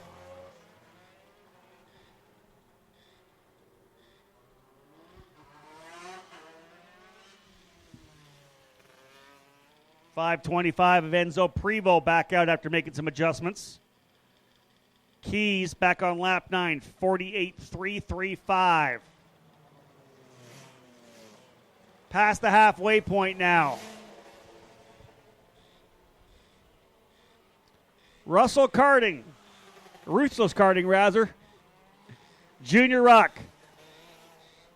Ruthless Karting, Junior Rok drivers to the grid, please. Let's get up here. You're set to go in about 15 minutes. You'll go green in 15. Keys, Hayes, Prevost, Petanici, and Lapina. Zach Petanici going quicker on lap 11. Still a pretty big gap between the top 10 drivers.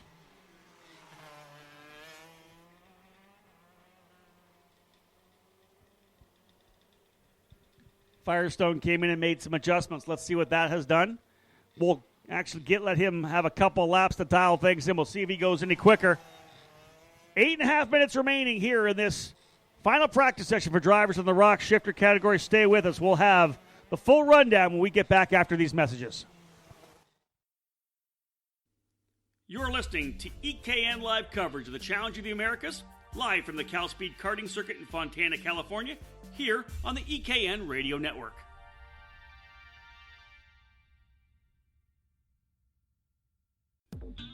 Since 2003, K1 Race Gear has been a one-stop shop for all your indoor and outdoor karting needs. From racing shoes, suits, and driving gloves to chest protectors, rib vests, accessories, and bags, K1 Race Gear provides quality karting products for the enthusiast and the professional alike. We have an incredible lineup of K1 karting suits designed to fit everyone's budget. Check out our entry-level GK2, the new Apex 2, and our top-of-the-line Speed 1 suit. Then, choose from our Apex and RS1 karting gloves and add in our K1 shoes, rib protectors, and neck collars. If you need a custom suit to support your sponsors, we can create a custom look as unique as you are. As you would expect, our custom suits are made to order. With pricing as low as $495, you're sure to find a suit that not only satisfies your racing needs, but is easy on the wallet as well. We take care of all of our customers at K1 Race Gear, not just the ones with deep pockets. Visit K1RaceGear.com today and get everything you need for your next racing season.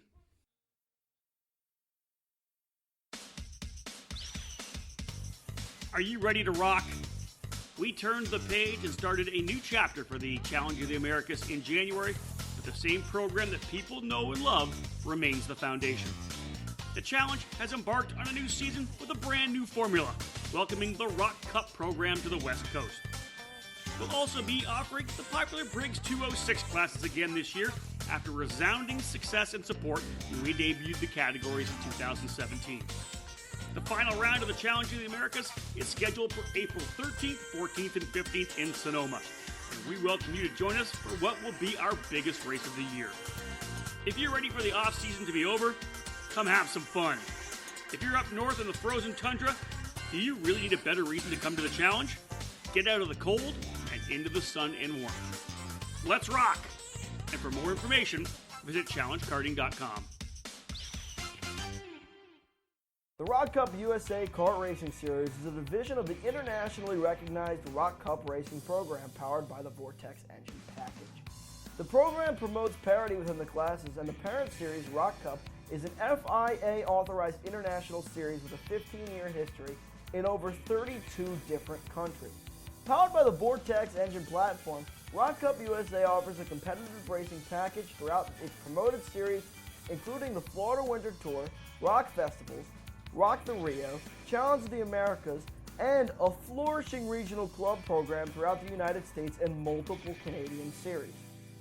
All the best rockers from around the world have the opportunity to take part in the prestigious Rok Cup International Final, an international event that crowns global rock champions.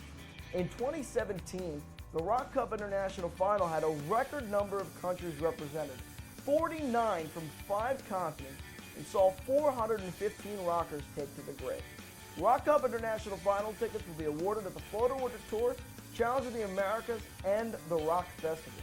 For more information on Rok Cup USA, please visit www.rokcupusa.com. For over a century, Briggs & Stratton has had a commitment and passion for racing. It's a DNA found in every engine we build today. So whether you kart race, Baja, race quarter midgets, or believe that dirt and snow are just God's way of adding to the challenge, the dedicated spirit of every Briggs & Stratton employee stands at the fence waiting for the green flag to drop. Briggs & Stratton Racing. What powers you?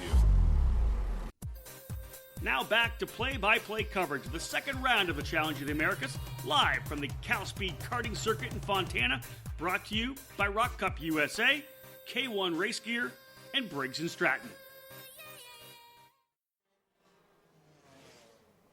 We are turning our attention back to the Rok Shifter and Rok Shifter Masters category. My name is Rob Howden, again joined by David Cole, producing our EKN Trackside Live broadcast with the help of K1 Race Gear, Briggs and Stratton, and Rok Cup USA. Alex Keys still on top. Number of drivers have already pulled off. 1, 2, 3, 4, 5, 6, 7, 8, 9 remain on the track. Count that 10 as one additional driver coming out here to get back on track. That's Cole Bailey in the 586, the Leading Edge Motorsports Praga entry. Bailey up into the third spot now. Goes quicker on lap 13, then brings it to pit lane. 48.737 fast lap for Bailey, just 4/10 back. Alex Keys laying it down here. 48.304 his fast lap. Not sure if Keys remains on the racetrack now. I think he might have already parked it. Keep a lookout for him.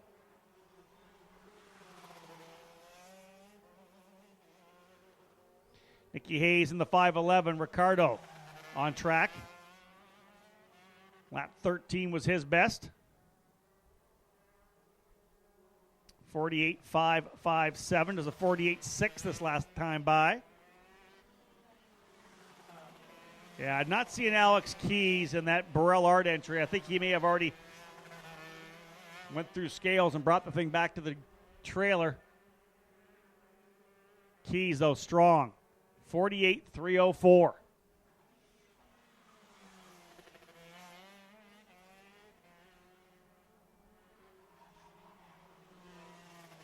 Calvin Chen remains your top driver in the Masters class. His best lap time, a 49.179. Travis Irving, 49.606. Irving just under a half a second back of Calvin Chen. Irving in the Masters category. He's P2 in Masters. Zoli Sewell, P3. Nick Firestone, P4. And Rob Kozakowski, P5. Under 2 minutes remaining in the session. Drivers at least turned their fast laps on the last ones they did. Lorenzo Lapina in the VME, good enough for 5th. Clinton Scooby on the Aluminos, P6th. And Micah Hendricks on that gold chassis, P8. Another driver taking advantage of this hot pit. Who's is it coming around in front of me? It's a 517 to Clinton Scooby. Scooby going to try to go back out. Just a minute remaining in the session. We'll need to get right on it. Only 1 minute remaining.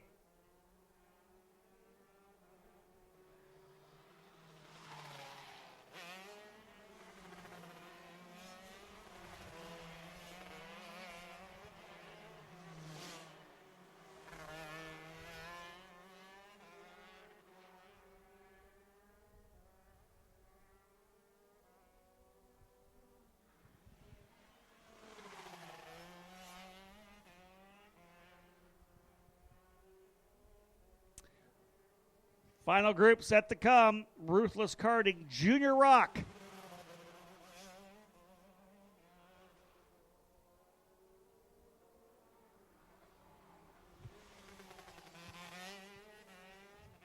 It's about 6 minutes away from the start of our Junior Rok final practice session. 20-minute hot pit session. Give these juniors one last shot at getting things dialed in before we head into tomorrow. Of course, morning warm-up getting underway at 8 o'clock. Everyone getting that little 8-minute session to dial things in, clear up the cobwebs. 9:15 tomorrow morning is the drivers' meeting. 10 o'clock we get started with qualifying. 11:30 the lunch break. 12 o'clock for the pre-mains. 2:15 for the main events. Clock has run down to 0.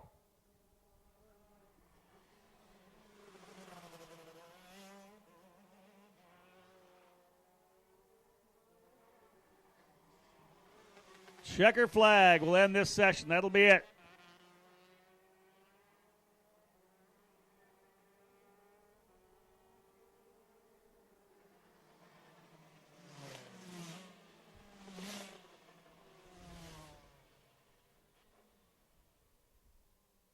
Drivers working their way behind the wall to the scales. Let's have a look. Alex Keys, clean and green. 48.304 fast lap, over 0.2 of a second quicker than Nicky Hayes. Cole Bailey in the third position. Enzo Prevost in fourth. Lorenzo Lapina on the VME rounding out your fast five. Zach Petanici in 6th, Colton Scumby in 7th, Micah Hendricks in 8th, and it's Calvin Chen, 9th overall, leading the way in the Rock Masters category. Slava Prihodko in 10th, Josh Weiss 11th, Ryan Martin in 12th, John Nielsen in 13th, Travis Irving 14th, Zoli Sewell in 15th, 16th is Nick Firestone, 17th, Rob Kozakowski, 18th, Justin Gortz. Good field in our rock shifter categories. One more to go. Junior rock drivers, you should be on the grid and ready to roll. You are going to be put on track in 4 minutes. Final session here from pre-qualifying time practice, round number 3 and 4 of the Challenge of the Americas. We'll be back after this messages. You're listening to EKN Live coverage of the Challenge of the Americas, live from the CalSpeed Karting Circuit in Fontana, California, here on the EKN Radio Network.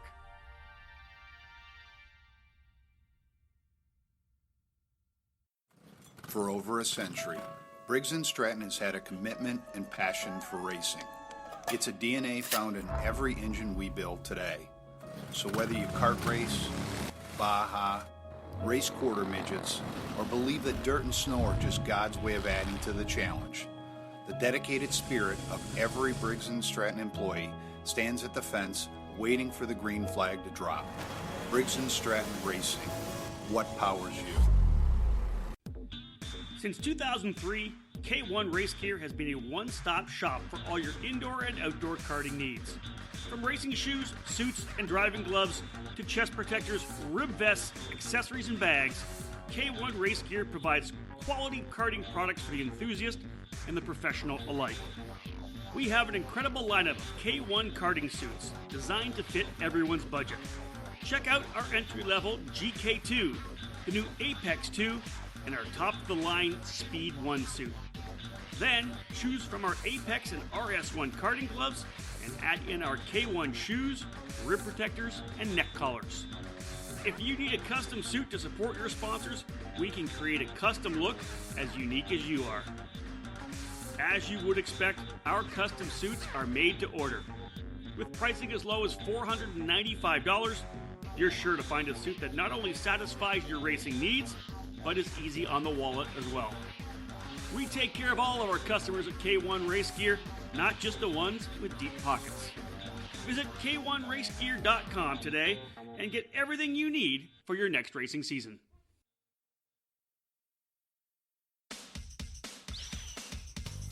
Are you ready to rock? We turned the page and started a new chapter for the Challenge of the Americas in January, but the same program that people know and love remains the foundation. The Challenge has embarked on a new season with a brand new formula, welcoming the Rock Cup program to the West Coast.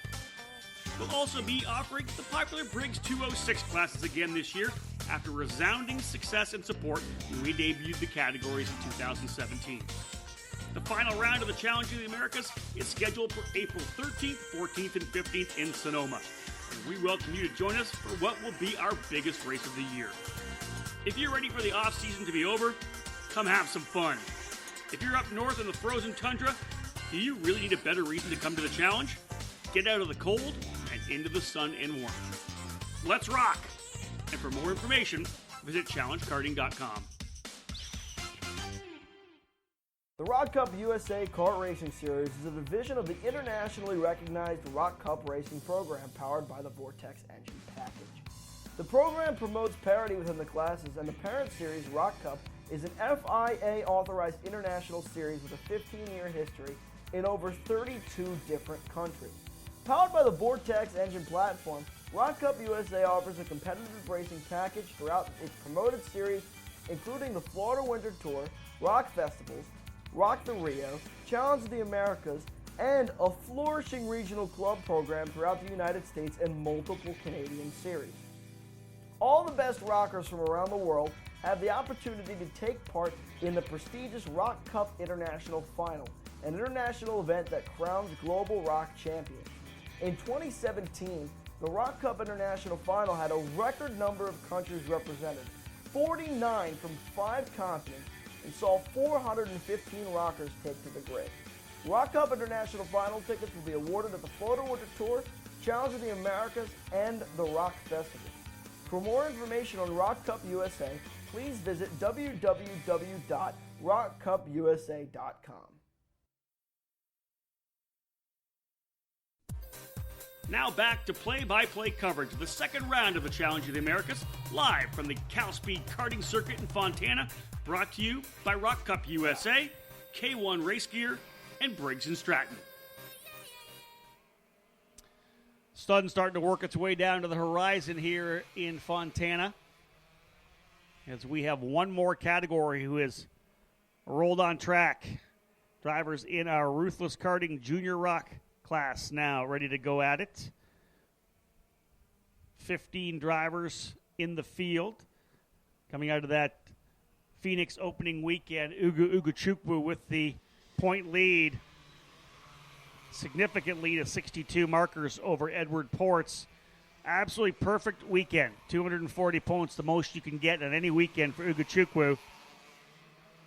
Qualify on pole, win the pre-final, win the main event, 120 points a day, and he was able to do that. Back-to-back jacks for Ugo Chukwu to sweep it. Ports tried to stay close. Second on Saturday, and I believe fourth on Sunday. Ashton Torgerson scoring the win, or rather scoring the second place finish on Sunday. So we'll see who lines up well and if anybody can challenge Ugo Chukwu here this weekend. Going to have to do it if you want to try to score this championship, stretch it away from him. About 3 minutes into this 20-minute session. Again, as I said, the final session of our day.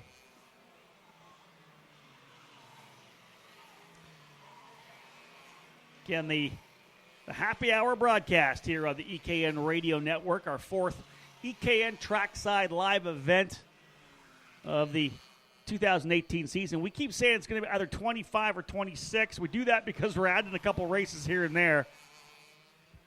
Looking to try to get back to Bermuda if possible. Had a great opportunity, or a great time, and an opportunity to go join the Bermuda Kart Club at the Dockyard Grand Prix last year during all the preparations for the America's Cup. Well, I'm talking to Scott Barnes, the president of the Bermuda Karting Club. But the great thing about it is, as they came in there, the America's Cup teams, they actually built essentially a man-made island just outside the dockyard area that was used to serve all the teams on the America's Cup. They, of course, housed all their people there, their offices, their workshops for the boats.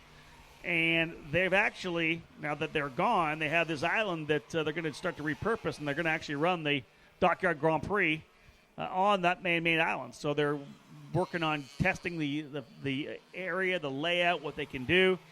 Unsure of exactly when that race is going to be, but when they do get it locked in, I'll let everybody know on ekartingnews.com, because if you're looking to get away, get to an island, and maybe see something a little different, do a little karting, they got a great program out there. They got some 206 racing, of course. They got, I believe, a tag program. They've got a shifter program as well in Bermuda, and just a lot of great stuff going on. William Ferguson on top here now. Almost 5 minutes into this session. Ferguson on top with a 50.664. Bijoy Garg in the number 222 in second. Ugo Chukwu now up into the third spot. He'll go to second this time by. Ugo Chukwu in the Tony Kart number 201. Max Opalski now goes to the top. Driver out of Colorado on the FA. Opalski now P1. 50.612. He goes purple on lap 6. Ferguson, Ugo Chukwu, Garg, and Ports, top 5. Austin Torgerson now finding some speed on lap number 6 as well, 50.860, less than 2/10, or less than 3/10 back, rather.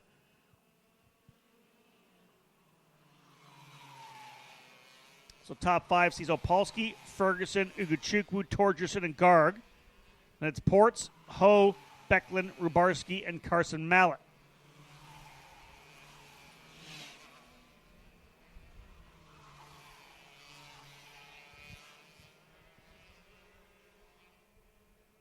Max Opalski backs up the 50.6 for the 50.9. Not quite able to get down to the same spot. Bijoy Garg now top of the chart, the 222. Lap 7, 50.595. 4 different drivers have taken turns up top. Again, a 20-minute hot pit session. Still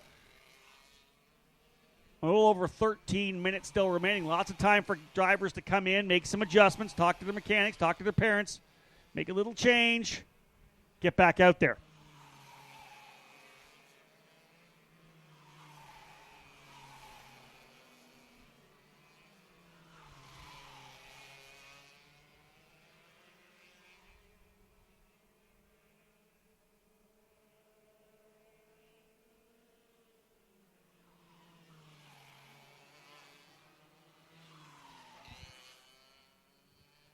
Joy Garg still on top, 50.574. Ugachukwu moves to second, 50.592. Still about 13 minutes remaining in the session.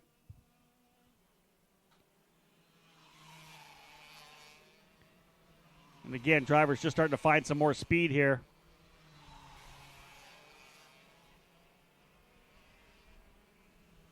Garg, Ugachukwu, Opolsky, Ferguson, and Ho. Drivers making some moves in and out here of pit lane as well.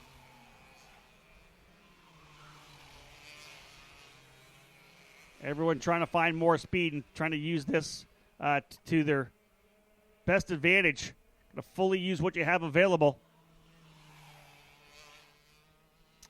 All right, let's grab the driver who's coming in to talk to us here right now. I always like talking to drivers when they come off the track after doing well. Let's bring in Alex Keys. Alex, nice session. You've got a lot of guys you're going after here. I got it up here in front of us to have a look at. Nicky Hayes quick. Cole Bailey came in there as well. Enzo Prevost fast. Lorenzo Lupina coming over from Italy on the VME. Your name's on top, though, here. Pretty solid in that Burrell. Pretty quick lap, 48.304. How about a little summary of your day? How'd it go? Yeah, so been about 5 years since I've done some racing here in go-karts. Been doing some global rallycross the last few years. One of the last races I actually did was here at CalSpeed. Nice. Just like I remembered, track changes a lot. So we've been working on the chassis a little bit on my driving. I was a little rusty in Phoenix, but we're working on that. Franz from PSL Karting, they sent him over to help out all the Burrell guys, and we made some awesome changes for our kart in the last session, and we picked up another 2/10 from where we were the practice before. So really laid it down in that last session. Let's start by talking about, to kind of set the stage, You went and did some global rallycross with much success as well, which is exciting. You know, you're able to get some bunch of race wins and really become one of the top guys in the GRC Lights category. Well, let's start with the transition from karting to GRC Lights. How was it? I know you did some car racing as well, but that the GRC stuff. Give me your thoughts on that program. You like it? Is it something you want to continue? Yeah. So the GRC stuff was awesome. I mean, when I came out of cars, I got picked up by the Lynx Racing Academy, which is Steve Cameron. He's got a karting team that's here as well. And after I did that, kind of wanted to make a move to Global Rallycross. It looked like it had a good future. And I've spent the last 3 years there. We've had some wins. It's been really a great time. I've been able to build my personal brand pretty well as well. And, I think in the future, I think that's where I want to stick. But I always love coming back to the go-kart stuff because most pure former racing by far. No doubt. Well, we'll circle back around to talk about 2018, 2019. Coming back, you said it was about your driving. What are the parts that you forget? Maybe not forget it. What are the parts that you have to hone again? It's obviously a different driving style. I don't care if you go into the Road to Indy or you go into Global Rallycross. It's a different driving style. What is it about you that you have to hone and get back when you get back behind the wheel of a kart? Honestly, it's just keeping up with it. You hop in that cart and it happens so fast. You're like, man, you get off the track and I'm winded. And I'm like, I forgot how hard this was to do. It's pretty tough. Overall, this weekend's gone well. Now, you talked about the fact that you've got help behind you. Have you been chasing the chassis here? This track does change. I think everybody does know that. Once the rubber starts going down, with some of the dust they get here, it does get dirty here between races. Have you been chasing the track? Have you been chasing the chassis? Did your P1, so you haven't been chasing that far. You've got a good baseline at least. Yeah, so I mean, with the Burrell Art chassis, we decided we're actually a dealer for Burrell. Yep. We run a go-kart track at Prairie City, which is in Northern California. So I've been able to spend a lot of time with the chassis and learn a little bit about what it needs and what tuning changes do. But really, it's been pretty good right out of the box. We just make a few small changes here and there because this track changes a lot when the sun comes out or when it gets cold. It's really like you're chasing the track here more than other tracks that we go to. Let's talk a little bit about strategy for tomorrow. Are you going to make any changes overnight? Did you learn? Like, You didn't run I think you ran 13 laps. Are you going to make any major changes, or do you feel pretty good with the baseline you have? Well, I'd hate to go the wrong direction, so I don't want to do too much. But, we're going to look at it, see if there's something that we want to try for the morning. Because every time we go out on track, it's a test session until we get to the final, because that's the race we really want to win. But, chassis feels really good right now, so I don't want to go too far away from it. But, we might make a few small changes here and there. Ugochukwu on top, 50.511. He's finally got to the top of the charts, but not by much. 7 thousandths of a second over Bajoy Garg. William Ferguson still right there in third spot, lap 13, his best, so he's still going quicker. In fact, the last lap was his best, a 50.606. He's less than a tenth off. Max Opolsky and Ethan Ho now rounding up the top 5. Standing here and having a good chat here with Alex Keys. Alex, let's talk Global Rallycross. Let's talk 2018. Are you going back for this year? You've developed, as you said, I think it's key. You've developed not only the experience and the skill and the talent to run in that category, but you've been working hard on developing your brand and your name within the program. A couple of years in lights, is it time? Do you move to the big class now? Do you move to GRC? So, yeah, we're still kind of figuring out the details for this season, but really, ultimately, where I'd like to stay is in GRC. I like the format. Reminds me a lot of go-kart racing with heat racing and short racing. I kind of like the short burst format, and I think it's really exciting. But there's a lot of cool stuff coming out of the woodworks as well. So we'll see what happens. But I'd like to kind of stay in the same area of racing for sure. I like that. That was kind of, this is what I want to do, but I'm not closing the door to anything else. Yep. Yeah, I got to keep those doors open. Alex, thank you very much for joining us, buddy. Thank you. Alex Keys, folks, you'll be listening live on eKarting News throughout the weekend. Make sure you tune in for those sessions, because I'll tell you, very, very competitive. Alex Keys, Nikki Hayes, Cole Bailey, Enzo Prevo, Lorenzo Lapina, all very strong. It's going to be some good racing tomorrow in the Cameron Karting Rock Shifter category. Again, Alex, one of those drivers we watched come up through the ranks. He, as he said, moved to the Lynx Racing category, running a Formula Ford, an F1600, and then moving into the Red Bull Global Rallycross in that GRC Lights category. We've seen a number of karters move through the ranks, Christian Brooks being one of them, running in that category as well. Christian, a race winner last year, in fact, finishing second overall in the championship. Great to keep an eye on a driver like Alex, and so exciting that he still stays connected at Prairie City. He's here this weekend running, of course, with the Rock Cup program here in the Shifter. So excellent to have Alex back, and I'll tell you, this is going to be a good race tomorrow in that Rock Shifter class. Update once again, as we have about 6 minutes remaining here in Ruthless Karting Junior Rock. Ugochukwu on top, Bajoy Garg in second, William Ferguson, Max Opolsky, and Ethan Ho. Stick with us, folks. A short little break here, and we'll be back to cap off the day's action here from CalSpeed Karting. You're listening to EKN Live coverage of the Challenge of the Americas, live from the CalSpeed Karting Circuit in Fontana, California, here on the EKN Radio Network.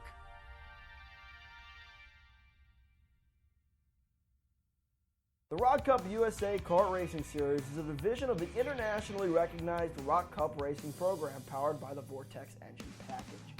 The program promotes parity within the classes, and the parent series, Rock Cup, is an FIA-authorized international series with a 15-year history in over 32 different countries.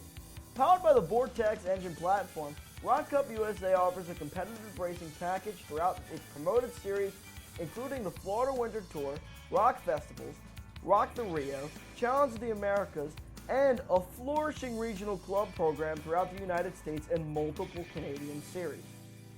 All the best rockers from around the world have the opportunity to take part in the prestigious Rock Cup International Final, an international event that crowns global rock champions. In 2017, the Rock Cup International Final had a record number of countries represented, 49 from 5 continents, and saw 415 rockers take to the grid. Rock Cup International Final tickets will be awarded at the Florida Winter Tour, Challenge of the Americas, and the Rock Festival. For more information on Rock Cup USA, please visit www.rockcupusa.com. For over a century, Briggs & Stratton has had a commitment and passion for racing. It's a DNA found in every engine we build today.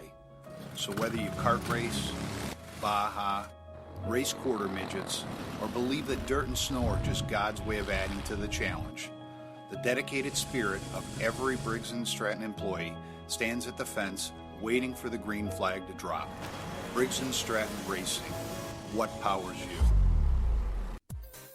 Now back to play-by-play coverage of the second round of the Challenge of the Americas, live from the CalSpeed Karting Circuit in Fontana, brought to you by Rock Cup USA, K1 Race Gear, and Briggs & Stratton.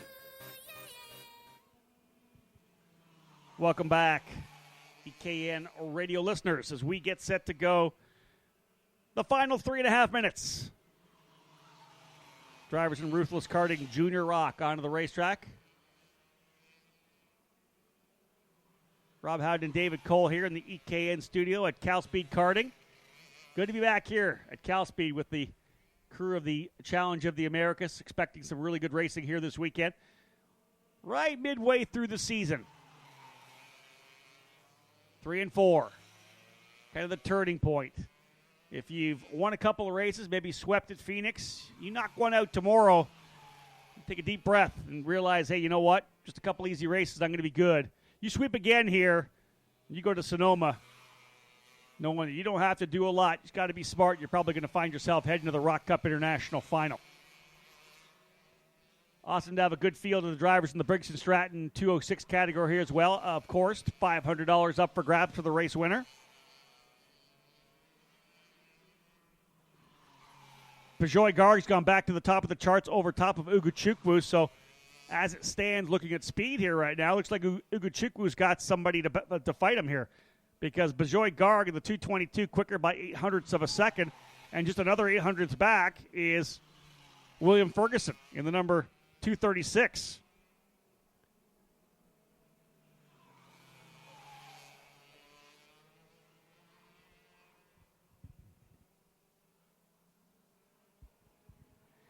Ethan Ho now up into the third spot. Peugeot Garg and William Ferguson, I believe, both running for Speed Sense Motorsports. Austin Elliott's operation. Both drivers looking good here in Junior Rok. Garg, Uguchukwu, Ho, Ferguson, and Opolsky are top 5, separated by less than 0.2 of a second. Top 10 by less than 0.5 a second. Keep scrolling. Top 13 by less than a second. In fact, Jack Armstrong in the 14th spot, just essentially a second back, 1.002.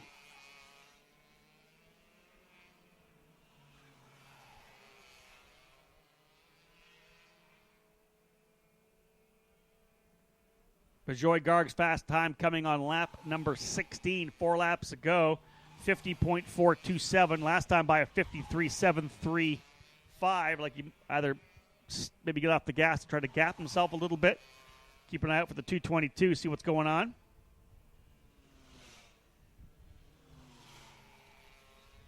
Less than a minute remaining in the final session of the day. As I said, sun's starting to work its way to the horizon. Sunset will be here soon. Drivers getting a full look at it when they come out of turn number 7 over to the hairpin turn 8, right into the sun as they come back through turns number 11 over to turn 12. 30 seconds to go. No motion here in the top 5 at this point. Top 10 holding station. Garg, Uguchukwu, Ho, Ferguson, and Opolsky are top 5. Torgerson, Mallet, Ports, Torgerson, and Becklin complete the top 10.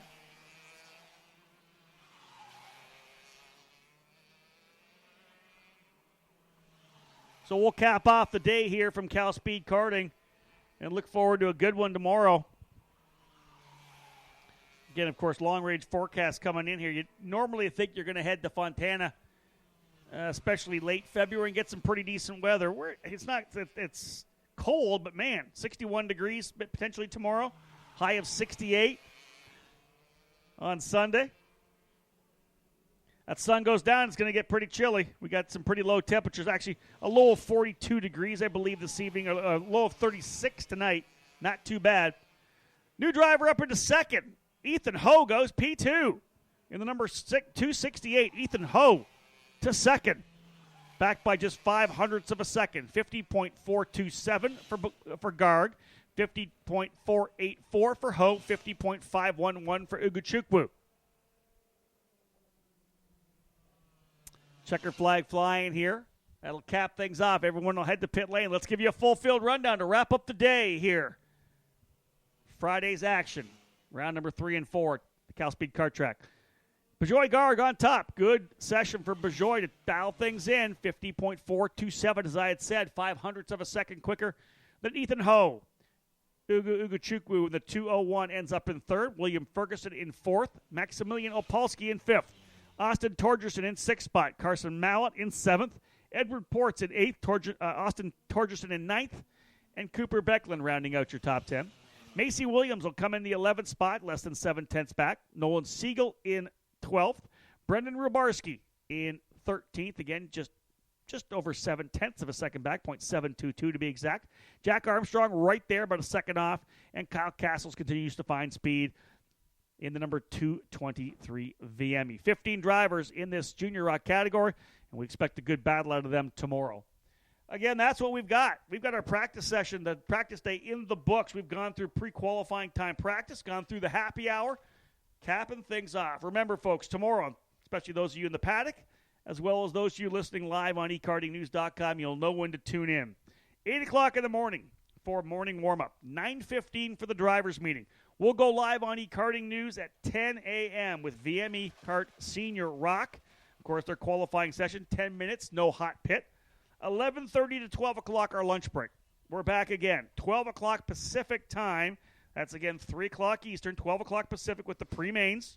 Quick little worker break at 2 o'clock. 2:15 scheduled start time for the finals of round number 3 of this weekend's Challenge of the Americas event here at CalSpeed. So that caps things off. The happy hour is done from Fontana, California. Looking forward, of course, for a great day tomorrow. And again, big thank you to our broadcast partners here this weekend. Briggs & Stratton, K1 Race Gear, and Rock Cup USA. That's going to cap things off, as we said, for this broadcast on ekartingnews.com. We're thrilled that you tuned in and listened to us. We hope you come back tomorrow because we've got some great racing, Rock Cup style, from CalSpeed. Should be some really solid competition because by what we're seeing here in the final practice session of the day, have not been quite as dominant here at CalSpeed. I think we're going to see much closer racing this weekend. I'm not saying those guys don't step up and still sweep when it's all said and done, but it looks to me like the competition has dialed things up. On behalf of David Cole, my name's Rob Howden. I hope you join us again tomorrow when we get back at it here from CalSpeed. Again, round number 3 of the Challenge of the Americas. Bye for now.